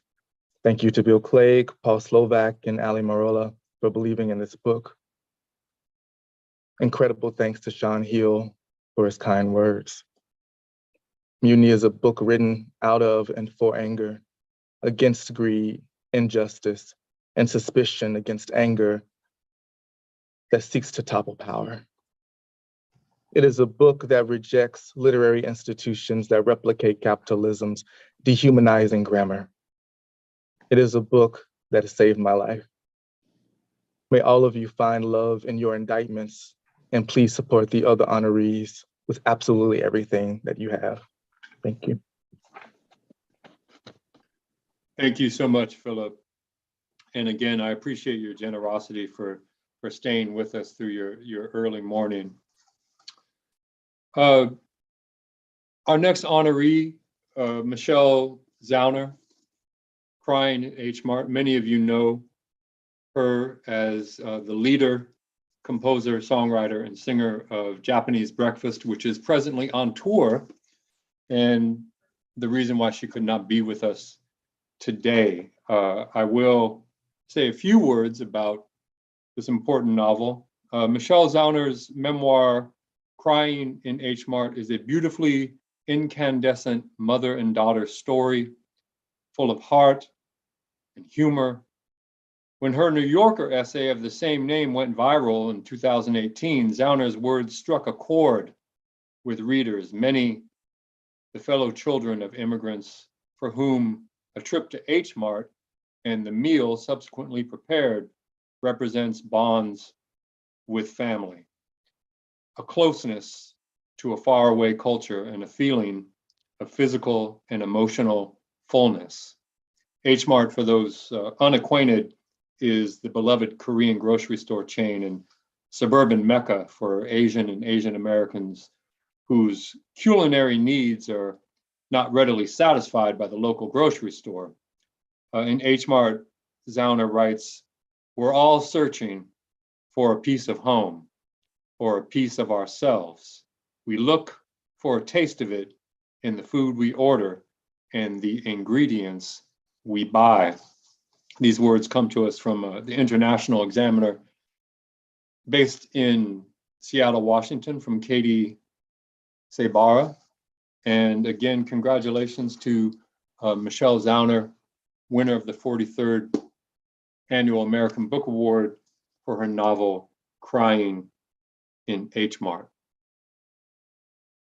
As we continue in our program, we move now to the Lifetime Achievement Award, and we honor Gail Jones, who has been such a source of wisdom and strength for writers throughout the world since the beginning of her career, and has most recently returned to us in last year's novel, Palmares. And very graciously, Mary Emma Graham, one of the eminent scholars of literature, of African American literature here in the United States, will be joining us now to offer her praise and knowledge of Gail Jones, winner of the American Book Award for Lifetime Achievement this year from the Before Columbus Foundation. So please join me in welcoming the eminent Mary Emma Graham to speak on the subject of the great novelist Gail Jones. Mary Emma. Thank you, Justin.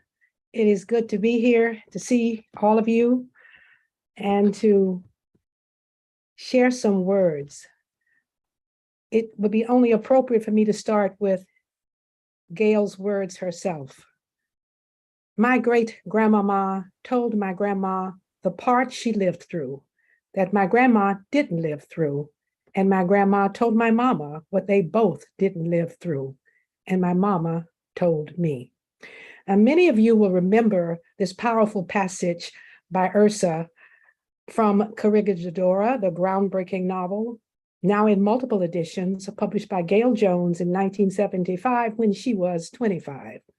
At the beginning of a stunning career, her early brilliance was recognized by many, notably Michael Harper, her mentor at Brown, and Toni Morrison, her editor at Random House.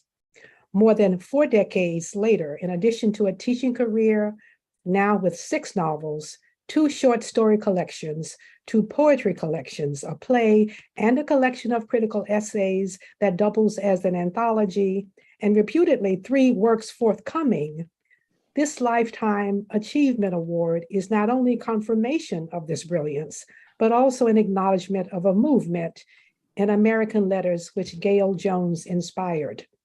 What we know is this: the landscape of what literature could do and be was changed for those writers who followed Gail Jones' lead. Indeed, it was Toni Morrison herself who predicted upon the release of Jones' first novel, and I quote, "No novel about any Black woman will ever be the same after this." We may never know what transpired between the older Morrison and the younger Jones, although we hope to learn some of that in Dana Williams's forthcoming book, Morrison at Random. Needless to say, Morrison's Beloved, published more than a decade after Corregidora, gives more than a hint that the conversations between the 2 women were mutually beneficial. I'm tempted to call these comments Gail Jones and the Liberation of African American Literary Fiction, but that would not get at the real significance of such a singular achievement.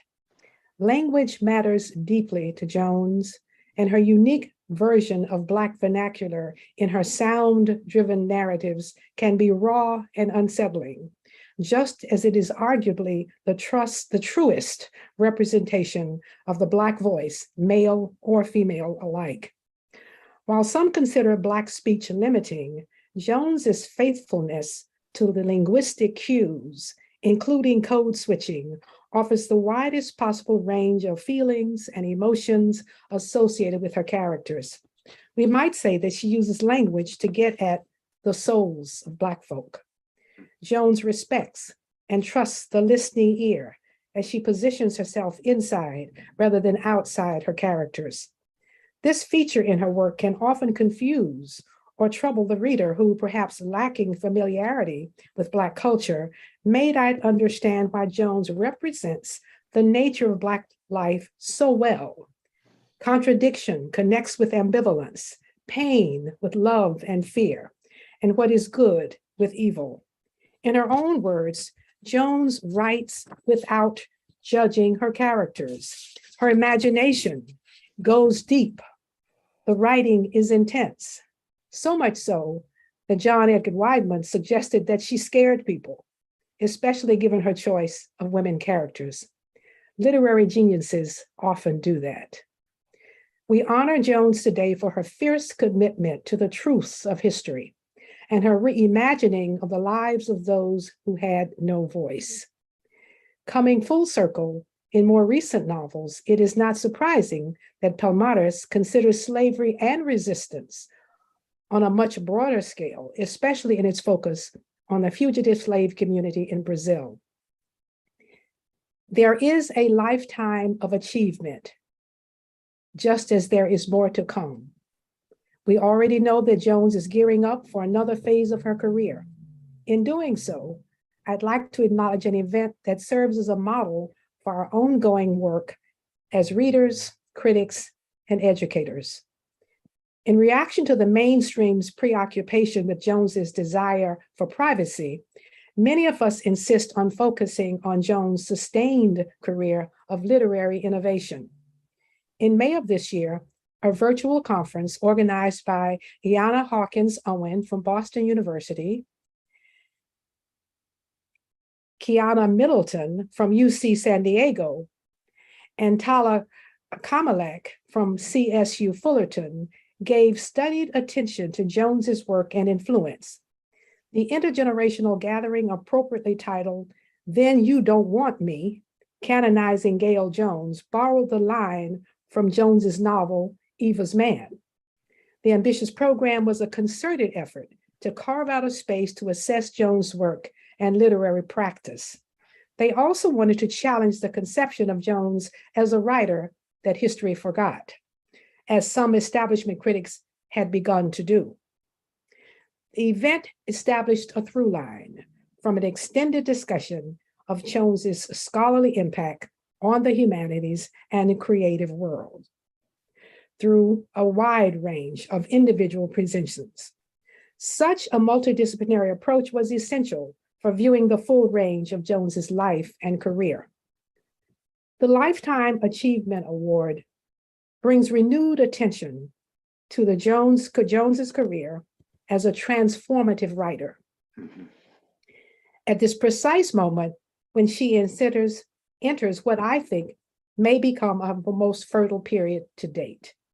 In closing, I encourage all of us to join in such efforts to deepen and trouble the canon of American literature, Black literature, and women's literature. Jones continues to crack open something new in African American literature, as Imani Perry suggests. Her contributions to narrative writing and her experimentation with the form and function of language have made her legendary. The door that she has opened cannot be closed, especially in her new work. We see an even greater blend of speculative writing and magic realism as she pushes against boundaries, real and perceived. I cannot speak for Gail Jones. I do want to speak as an advocate in offering my sincere appreciation to Before Columbus Foundation. Gail Jones is a living legend, the writer's writer, and today's honor has broken the silence in the long overdue recognition of this prolific writer. We cannot take the extraordinariness of Gail Jones for granted. The novel Palmares was a finalist for the Pulitzer Prize, and Jones will learn next month whether her latest novel, Birdcatcher, will move from finalist to selection for the 2022 National Book Award. I began with words from her first novel. Now hear these words from Healing. You may sing for men as well as for women, but only a woman knows your full meaning. I am not a feminista. I only think a woman should be true to whom she believes herself to be, or who she wants herself to be, or whom she imagines herself to be. I don't know what I mean, or whether I'm true to myself or to any of that. I don't think there are many of us who are true to our possibilities. I am certain that we can always expect Gail Jones to remain true to her possibilities. Thank you. Thank you so much, Mary Emma Graham. Thank you for your time and insight. And again, congratulations to Gail Jones, winner of the American Book Award for Lifetime Achievement on the 43rd Annual American Book Awards this year.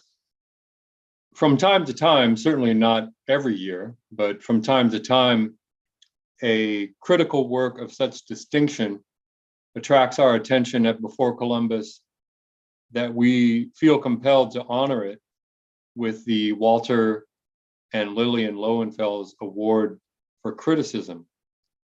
Such a work came to us this year as Sound Recording Technology and American Literature, from the phonograph to the remix. Its author, Jessica Teague of the University of Las Vegas. I want to read from my own citation before welcoming Professor Teague about this extraordinary work, Sound Recording Technology and American Literature, from the phonograph to the remix. Hear the word music, and most often it will be in reference to a recording. So thoroughly has music been supplanted by its archiving devices. But what impact has this sudden departure from the ancient muses had on American literature? Jessica Teague has some answers, surprising, beautiful, and frequently vivacious answers. To begin, this great revolution in recording coincided with the even greater revolution in jazz. And this alone dramatically changed the way that we not only hear, but how we write, and what we hear when we read, and stranger still, how we hear what it is we write as we write it. Authors, musicians, creative writers, poets, all are transformed by the experience of recording and playing back. The newsreel, the talkie, the first 78 RPM records turned the world of literature on its ear. Legendary composers and musicians could now write books from their own speaking voices, taken gently down on tape by interested archivists. Poets could interpolate the sounds they heard directly from records into their books, intimating what their inner ear might have otherwise not so adamantly insisted. And emerging from all this cataclysm was a rebirth, a traumatic break with the past, which was also a fertile harvesting of sound. Great composers such as Jelly Roll Morton and Sidney Bechet are given their due as authors by Teague, revealing the complexities of putting Black speech into print. Interpreters of the master improvisers in music, authors as diverse as the great Langston Hughes and the experimentalist Jack Kerouac are given bountiful rendering and thought-provoking analysis. Dystopic uses of recording and its technocratic nightmares are explored in the daunting works of William S. Burroughs. The pioneering search for a new aesthetic embodying the struggle for self-determination among Blacks internationally is explored with a significant chapter on Amiri Baraka. And all in all, Teague's work itself is pioneering, charting a territory very few have begun to enter. It is an area that Teague explores with wit, curiosity, tenacity, and a thoroughness all too rare in the field. We congratulate Teague and are elated to bring this honor to her work. Jessica Teague, thank you for being with us this afternoon.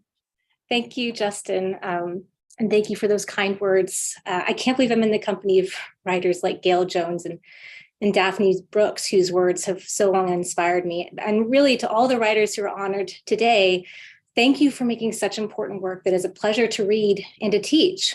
And thank you to the Before Columbus Foundation for recognizing and elevating such a diverse body of work for so many years.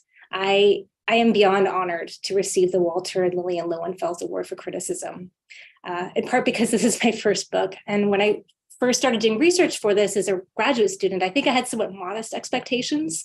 I was interested in the relationship between music and literature and the way that writing sounds. And I started to wonder about the invention of sound recording technology and what that might have meant for writers, how it might have helped them to rethink the way they wrote. And I was wondering about this in part because as a phonetic language like English is, writing has always been a kind of sound recording technology, a way to capture the speech of the people. But one of the things that I discovered in trying to do the research for this book was that so many histories of sound recording technology are almost exclusively about music. And so my book tries to correct that somewhat and to show the ways that writers themselves, from Zora Neale Hurston to William S. Burroughs, were actively shaping the way that sound technology has been used. And I suppose in a larger sense, my work attempts to tackle some big questions about the relationships between listening and literacy, between writers and technology. And I consider how sound mediates issues of race and how America hears itself. Of course, a book like this one takes many years to write. And so naturally, there are a lot of individuals and institutions that I need to thank. Certainly, the book would not be what it is without the support of my graduate school mentors at Columbia University, especially Brent Edwards, Bob O'Meally, and Michael Golston. And I'm so grateful to each of them, and especially to the larger community of scholars who are part of the Center for Jazz Studies, whose conversations help me to understand the stakes of my work. I'm also so appreciative to my home institution, the University of Nevada, Las Vegas, and my lovely colleagues here in the English department and the College of Liberal Arts. So many people met up for colloquia, for writing groups, and really supported this work along the way. And I'm grateful to my students who inspired me to do this kind of research. I should also, of course, thank Cambridge University Press, and especially Ray Ryan, Leonard Casuto, and Edgar Mendez for their support of the project and for bringing the book to print in the middle of a pandemic, which wasn't easy.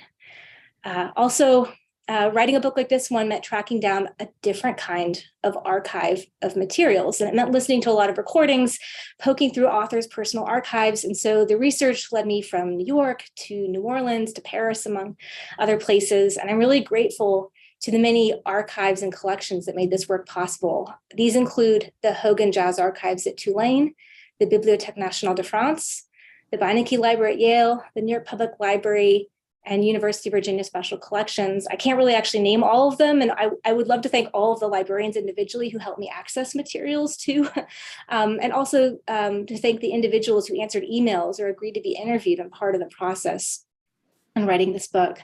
Special thanks to also to the ACLS and University of Virginia for giving me financial support to travel to some of these archives. Sorry, this is a long list here, but lastly, I want to be sure and thank my amazing, amazing family who has supported me every step of the way. My husband, John Hay, who is my best editor and collaborator, our son, Leo, who's a lovely distraction, and of course, my parents who fostered my interest in books and music from a very young age and continue to be my biggest boosters. And the book is dedicated to them. Finally, since we're gathered here by the San Francisco Public Library, I'll just wrap things up by saying that it's good to be back in the Bay Area, even if it's only virtually. I grew up in San Jose, and I benefited from Bay Area public schools and public libraries, and from Bay Area nonprofit theater. I grew up listening to radio stations like KCSM and KPFA, and so I really appreciate that the Before Columbus Foundation comes from that community, because I really don't think I'd be doing what I'm doing without it. So thank you so much. Jessica Teague, thank you so much for joining us this afternoon. And now to introduce Jeffrey Sinclair, editor and publisher of Counterpunch, receiving the Anti-Censorship Award. Once again, returning to this afternoon's program, Ishmael Reed. Ishmael Reed, returning to the 43rd Annual Can't get the American video Book on it. Awards to introduce I can't Jeffrey start the Sinclair. video. Yeah, I can't start the video for some reason. Oh, there you are, Ish. Okay. I would like to suggest that the winners send their acceptance speeches, Word format, Microsoft Word, to Justin, so that we might use them in a project that we're working on. What do you think, Justin? Absolutely. I'm glad that you mentioned that, because what Ishmael is referring to is a book that he and I are editing together, which will be published at the end of next year, about the Before Columbus Foundation and the American Book Award. And to emphasize Ishmael's request, I would encourage everyone involved to forward your acceptance speeches and thoughts about today, and participate in Ishmael and I's book project, which will be published by Baraka Books of Montreal, Canada, at the end of next year. Okay, if anybody can tell me the difference between corporate and state media, I would like to hear their argument. Both censor or neglect views that challenge their audiences and their power. Media billionaires have more power than politicians. Rupert Murdoch, whose network promises the big lie or promotes the big lie, might be responsible for the arrival of an authoritarian America. But newsreaders are forbidden to mention his name as a result of a non-aggression pact between billionaire network owners. It's okay to mention The Help, Carlson, and Hannity. For its part, CNN and CBS elected Donald Trump. As if that were not bad enough in their quest to siphon off some of Murdoch's audiences, they demoted Don Lemon. He had a tearful goodbye last night. Lemon is like some of the diverse faces that appear on cable, powerless. For blacks, the situation is no different from 1930s, when Langston Hughes complained that most of the plays written about blacks during that period were written by white men. Privileged white men and women at the New York Times have a better chance of publishing articles and opinion columns about black life than blacks. Over the last 2 weeks, Michelle Goldberg weighed in on the education of black boys, and Alexa Solowski can always be depended upon to say something ignorant about black theater. The Times performs like a publication from the 19th century, catering to the settler population surrounded by Native American crime. The newspaper's exaggeration of Native American crime led to massacres of Native Americans. Now, for the Times and other Jim Crow media, the settler population is surrounded by black crime, and yet the highest numbers of murders and crimes occur in red states. I guess the Democrats don't know that. They're clueless on other things too. Yet the Times is soft on white crime and white pathology. Noticing that for the first time, white longevity rates were lower than that of blacks due to the anti-vaccine sentiments promoted by their cult leader and their drug addiction, I asked a Times editorial page writer whether the white male columnists who dominate the editorial page were going to scold whites the way that they've been scolding blacks for decades about alleged flaws in their personal behavior. Is the New York Times a settler publication? This is the newspaper that today or yesterday called Joan Didion a member of California's settler population, the voice of the West. The voice of the West. A member of the settler the American invading population.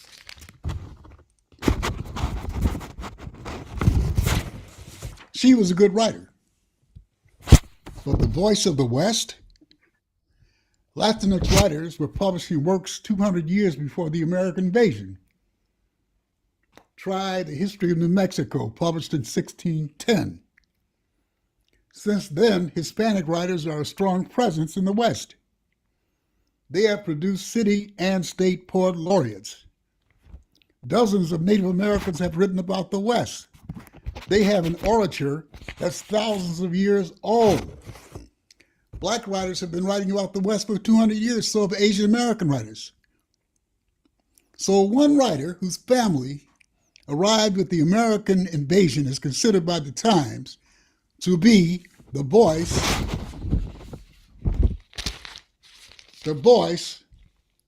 of the West. Texas, Arizona, New Mexico, Wyoming, state of Washington, Oregon. This person is the voice of the West.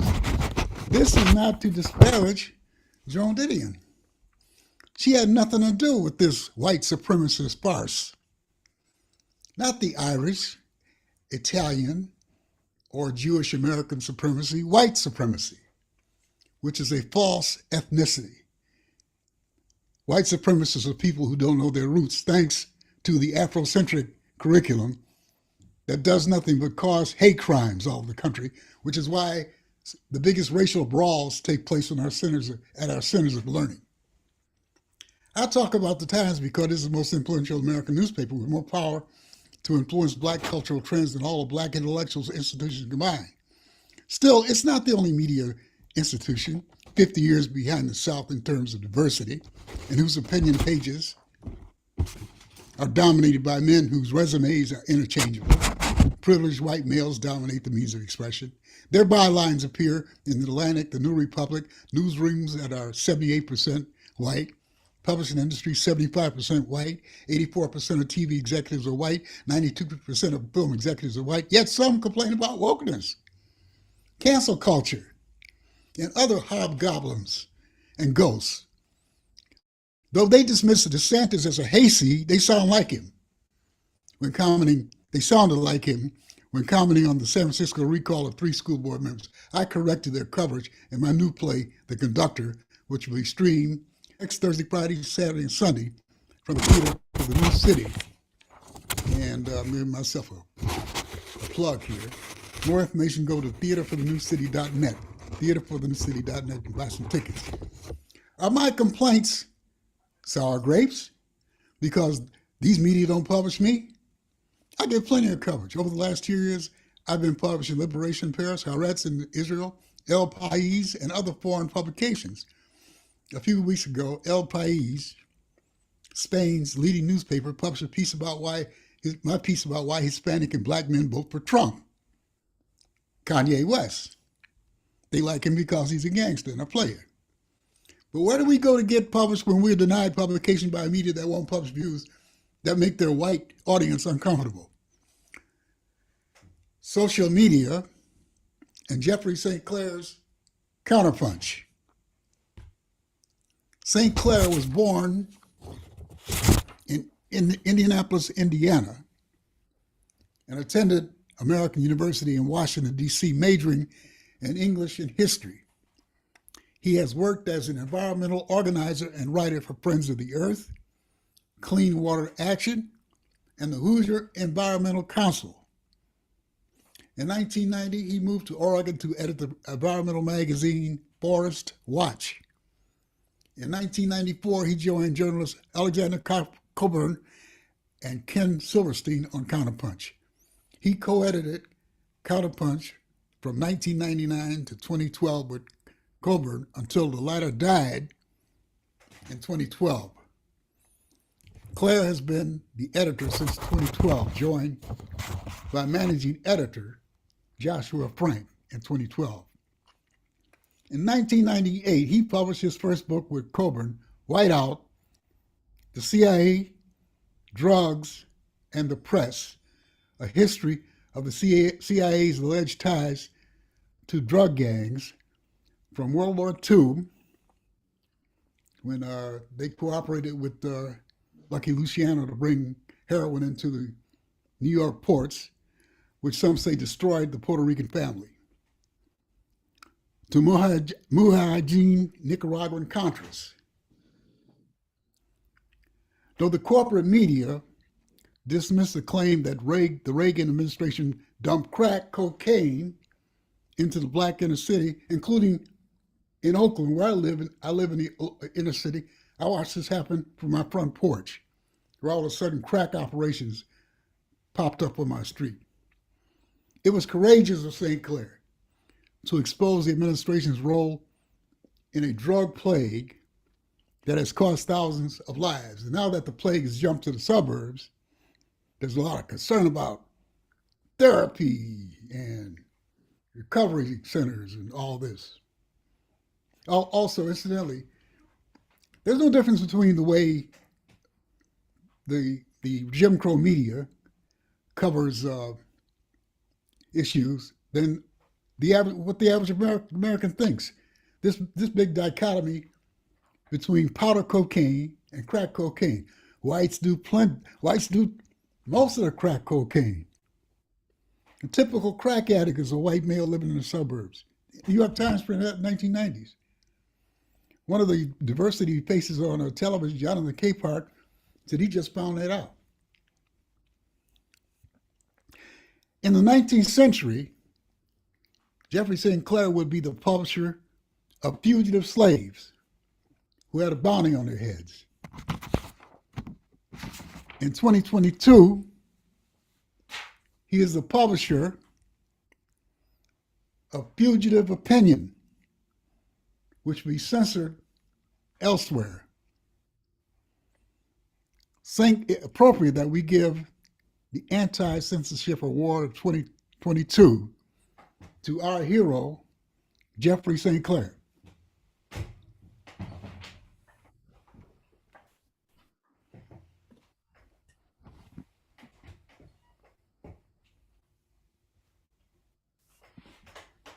Wow. Thank you, Maestro Reed. Just a note on your evisceration of the New York Times, that paper still does not have one Native American on its staff. One of the reasons why we need the Before Columbus Foundation. Hope you bear with me. I've been fighting a stubborn case of COVID for the last 10 days or so.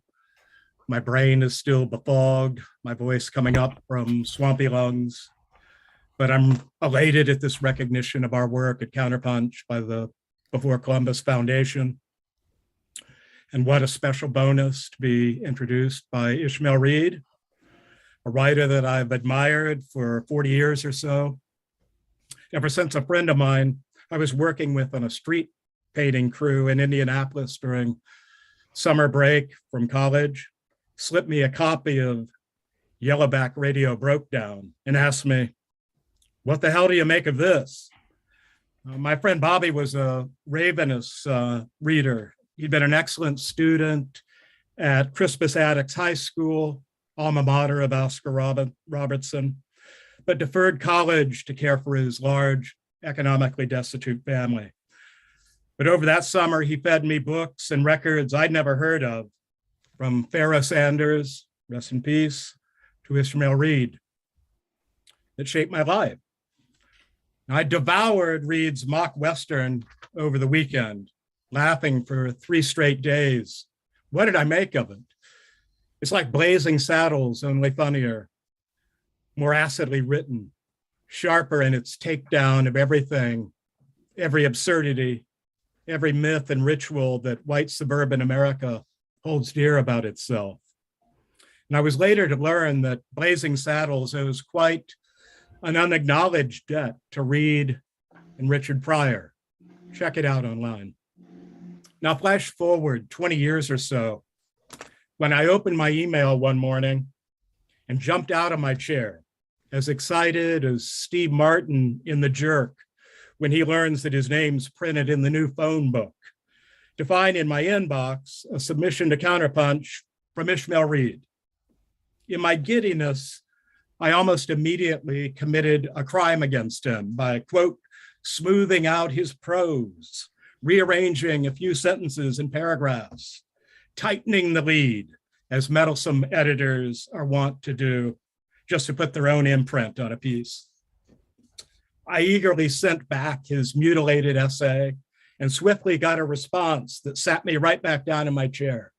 Let Reed be Reed. And of course, he was right. I'd engaged in censorship by style sheet. It's a lesson that I've taken to heart. And hopefully these days, Counterpunch's daily slate of stories doesn't read like the sterile, lab-grown prose of the New Yorker or the Washington Post. We've tried for the last 20 years to give writers who've been denied a mainstream outlet, not only a platform to speak, but the ability to be heard and read in their own voice. The voice of prisoners, of laborers, of immigrants, the voice of the houseless, often adjunct professors these days, the voice of students, the infirm, the marginalized, the voices of activists from Pine Ridge to the fields of the Central Valley to Gaza City, and the voice of poets who are largely immune from editorial abuse, if only because they're so often ignored, but they're not ignored on Counterpunch. Now, obviously, this award is a recognition of the work done every day by the entire Counterpunch team, especially Becky Grant, David Wheeler, Andrew Knopfsinger, and Nicole Stevens on the Lost Coast of California, Joshua Frank down in Long Beach, Nathaniel St. Clair in Portland, and here on my home front, for her editorial and psychological counseling, my wife, Kimberly, who is a librarian, has been on the front lines of the intensifying battle against censorship.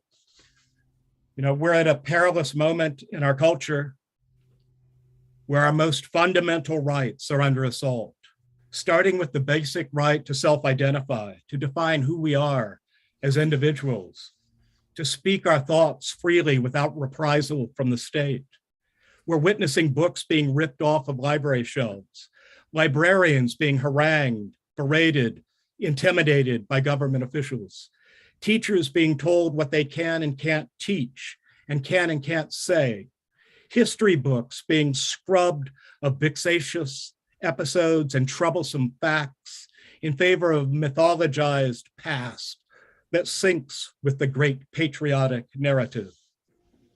And closer to my own work as a writer and an editor, journalists and their sources are being targeted by governments, often our own, for revealing inconvenient, embarrassing, and criminal acts by those very same institutions.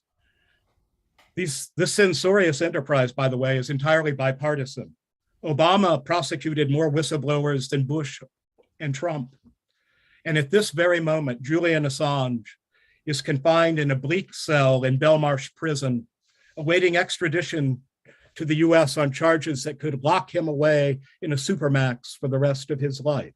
His crime? Disclosing documents leaked to him by Chelsea Manning and others, revealing atrocities committed by US forces in Iraq. Now, if the Biden administration's Justice Department succeeds in prosecuting Assange, the authorities will be emboldened to pursue any of the rest of us who excavate and publish stories about official corruption and villainy. As writers and readers, we must resist these outrageous moves to criminalize journalism and to enforce a suffocating stupidity upon our own population. The inconvenient truths about our own nation's past, including the very recent past, are the truths it is the most urgent to hear, to learn from, and to work to rectify. Thanks to the Beyond Columbus Foundation for being on the front lines of this struggle, to the San Francisco Public Library, who's right there with them, and for recognizing our efforts. Thank you very much, Jeffrey St. Clair, again, editor and publisher of Counterpunch, and the recipient of the American Book Award Anti-Censorship Award. again this year going to Jeffrey Sinclair. Thank you so much, Jeffrey. As we bring this afternoon's program to a conclusion, we center ourselves on the enterprise of publishing, which takes the enormous risks of bringing to us a work that would otherwise be neglected and is often not rewarded for its plumbing the depths of American letters and its importance in taking those risks, and the role of the publisher, which is often a very treacherous one for those who navigate non-commercial publishing. Infrequently, the Before Columbus Foundation is so moved by the gravity of a particular publisher and what they're able to create in the continuity of their authors and their books that we are compelled as a group, as the Before Columbus Foundation, as the American Book Award Committee, to offer an award to the editor publisher. This year, we are very, very pleased to bring the Editor Publisher Award to Wave Books, Charlie Wright and Joshua Beckman. And I will read from the citation from the Before Columbus Foundation in welcoming Charlie Wright, publisher, who will introduce Joshua Beckman, editor-in-chief of Wave Books. As chairman of Before Columbus Foundation, I see more books than the law allows. Thousands pass through our office each year. A renaissance or a glut of MFAs? Time will tell. Publishers want you to buy their books. Authors would like you to read it. And understanding that book may be a distant third in that race. Above and beyond any contemporary house, Wave Books has distinguished itself as preeminent. I remember very well the first time I touched a book from Wave. That is but one element that sets them apart: their feel. The design of each publication is unique, yet as consistent as Reed Miles. Elegant, formal without pretension, balanced and attractive. A Wave Books publication is immediately recognized. In recent years, award committees seem to have caught on. There have been some major victories for Wave authors in the upper echelons. Don Mi Choi and Taimba Jess, of course, come immediately to mind, but it is the vision of Wave Books and its tremendous scope that we honor here today. Lesser known, but no less important works that Wave has brought into print are equally vivacious and vital. I am thinking of Scenes of Life at the Capitol by the late Philip Whalen, so skillfully edited by David Brazil. What is Poetry? Just kidding, I know you know. Interviews from the Poetry Project newsletter, 1983 to 2009, is an invaluable contribution to international letters, edited by Anselm Berrigan. When we gaze out over the last 70 years of American literature, a handful of editors and publishers have played such decisive roles. Richard Seaver, Barney Rossett, James Lothman, and Lawrence Ferlinghetti leap forward, as does Donald Allen.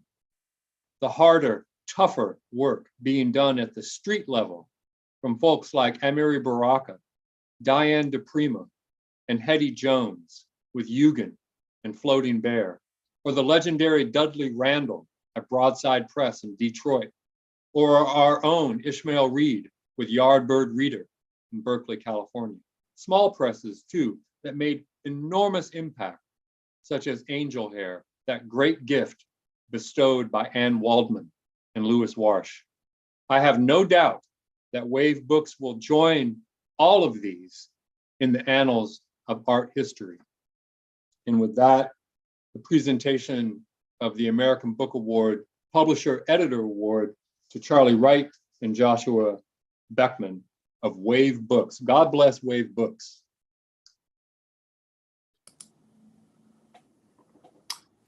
Hi, everybody. Deep thanks, I mean sincere deep thanks to the Before Columbus Foundation. I'm personally very happy, but also happy on behalf of the whole team at Wave Books for the receipt of this award. And Justin, thank you for your insightful, soul-stroking comments, and also for the time you spent with me on the phone a few days ago to talk about your perceptions of Wave Books. These are conversations one doesn't have very often, and it meant an awful lot to me personally, so thank you for that. I should say it's also an honor just to be virtually present with all of these great writers today. This is a nice moment. This is a nice day. Thank you all for that.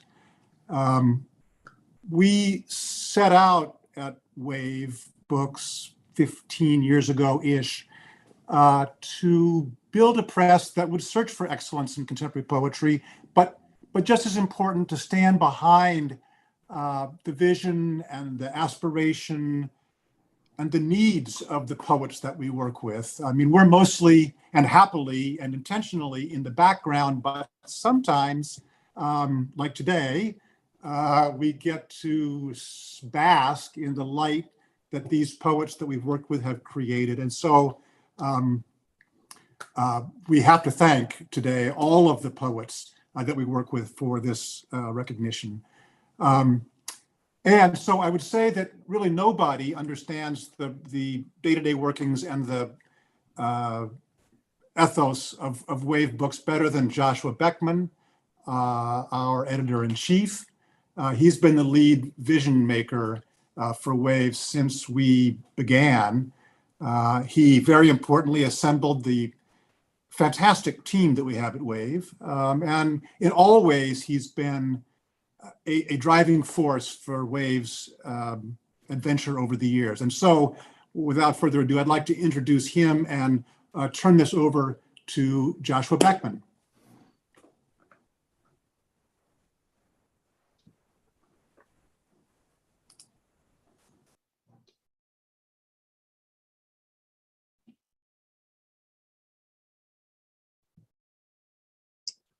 Hello. I want to thank everyone at the American Book Awards and the Before Columbus Foundation. We are truly honored to receive this award and to be among the other honorees. At Wave, we publish books by poets, and much of what we do is centered around the care and support of our authors. Coming to know them, their practices, the things they make, what those things mean to them. Coming to know their hopes for what they might mean to others, how they might be in the lives of others, what spaces the books might make for new shared meanings and experiences as they move from the private to the public sphere. We believe in the book and are excited about its possibilities. As a press, we find ourselves at the intersection of the private experience of the artist and the public encounter with their work. And in being responsible for that transition, the authors put a great deal of trust in us. A trust that we will find in the process of attending to their work, of experiencing their work, a new physical form that brings it meaningfully out into the lives of others. Often this takes a long time. And one of the great pleasures is simply to be there for all of it as people, to listen, to learn, to experience, to collaborate and find ourselves with them. Today I got to see Edwin. Hi, Edwin. Edwin Torres is one of the poets we have published, and finding his name on the list of awardees was such a pleasure, and I could see his words move across the page and hear his voice propelling them out into the world. What I want to do is just list all the authors, tell you all their names, introduce you to them, show you all their books. But it has been 16 years, so that would get a bit long. And I think what I am feeling is the gratitude for the time spent with each of them, with the things they deeply felt and thoughtfully made. So I would like to say, for those of us presently at the press, Charlie Wright, Heidi Broadhead, Matthew Zapruder, Bliss Irvin, Isabel Boudier, and Catherine Bresner, and all of those who have been a part of it over the years, that we are thankful for what the authors have given us and let us give to others, and so pleased to have it recognized today.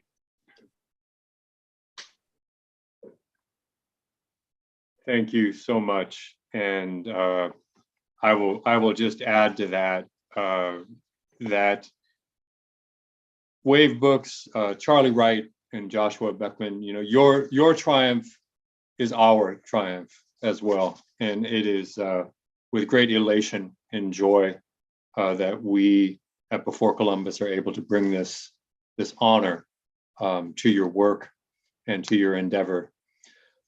This concludes the 43rd Annual American Book Awards. I'll echo our president's call at the beginning of the program to visit us online at beforecolumbusfoundation.com, where you can support our programs and the American Book Award by way of a donation to the Before Columbus Foundation.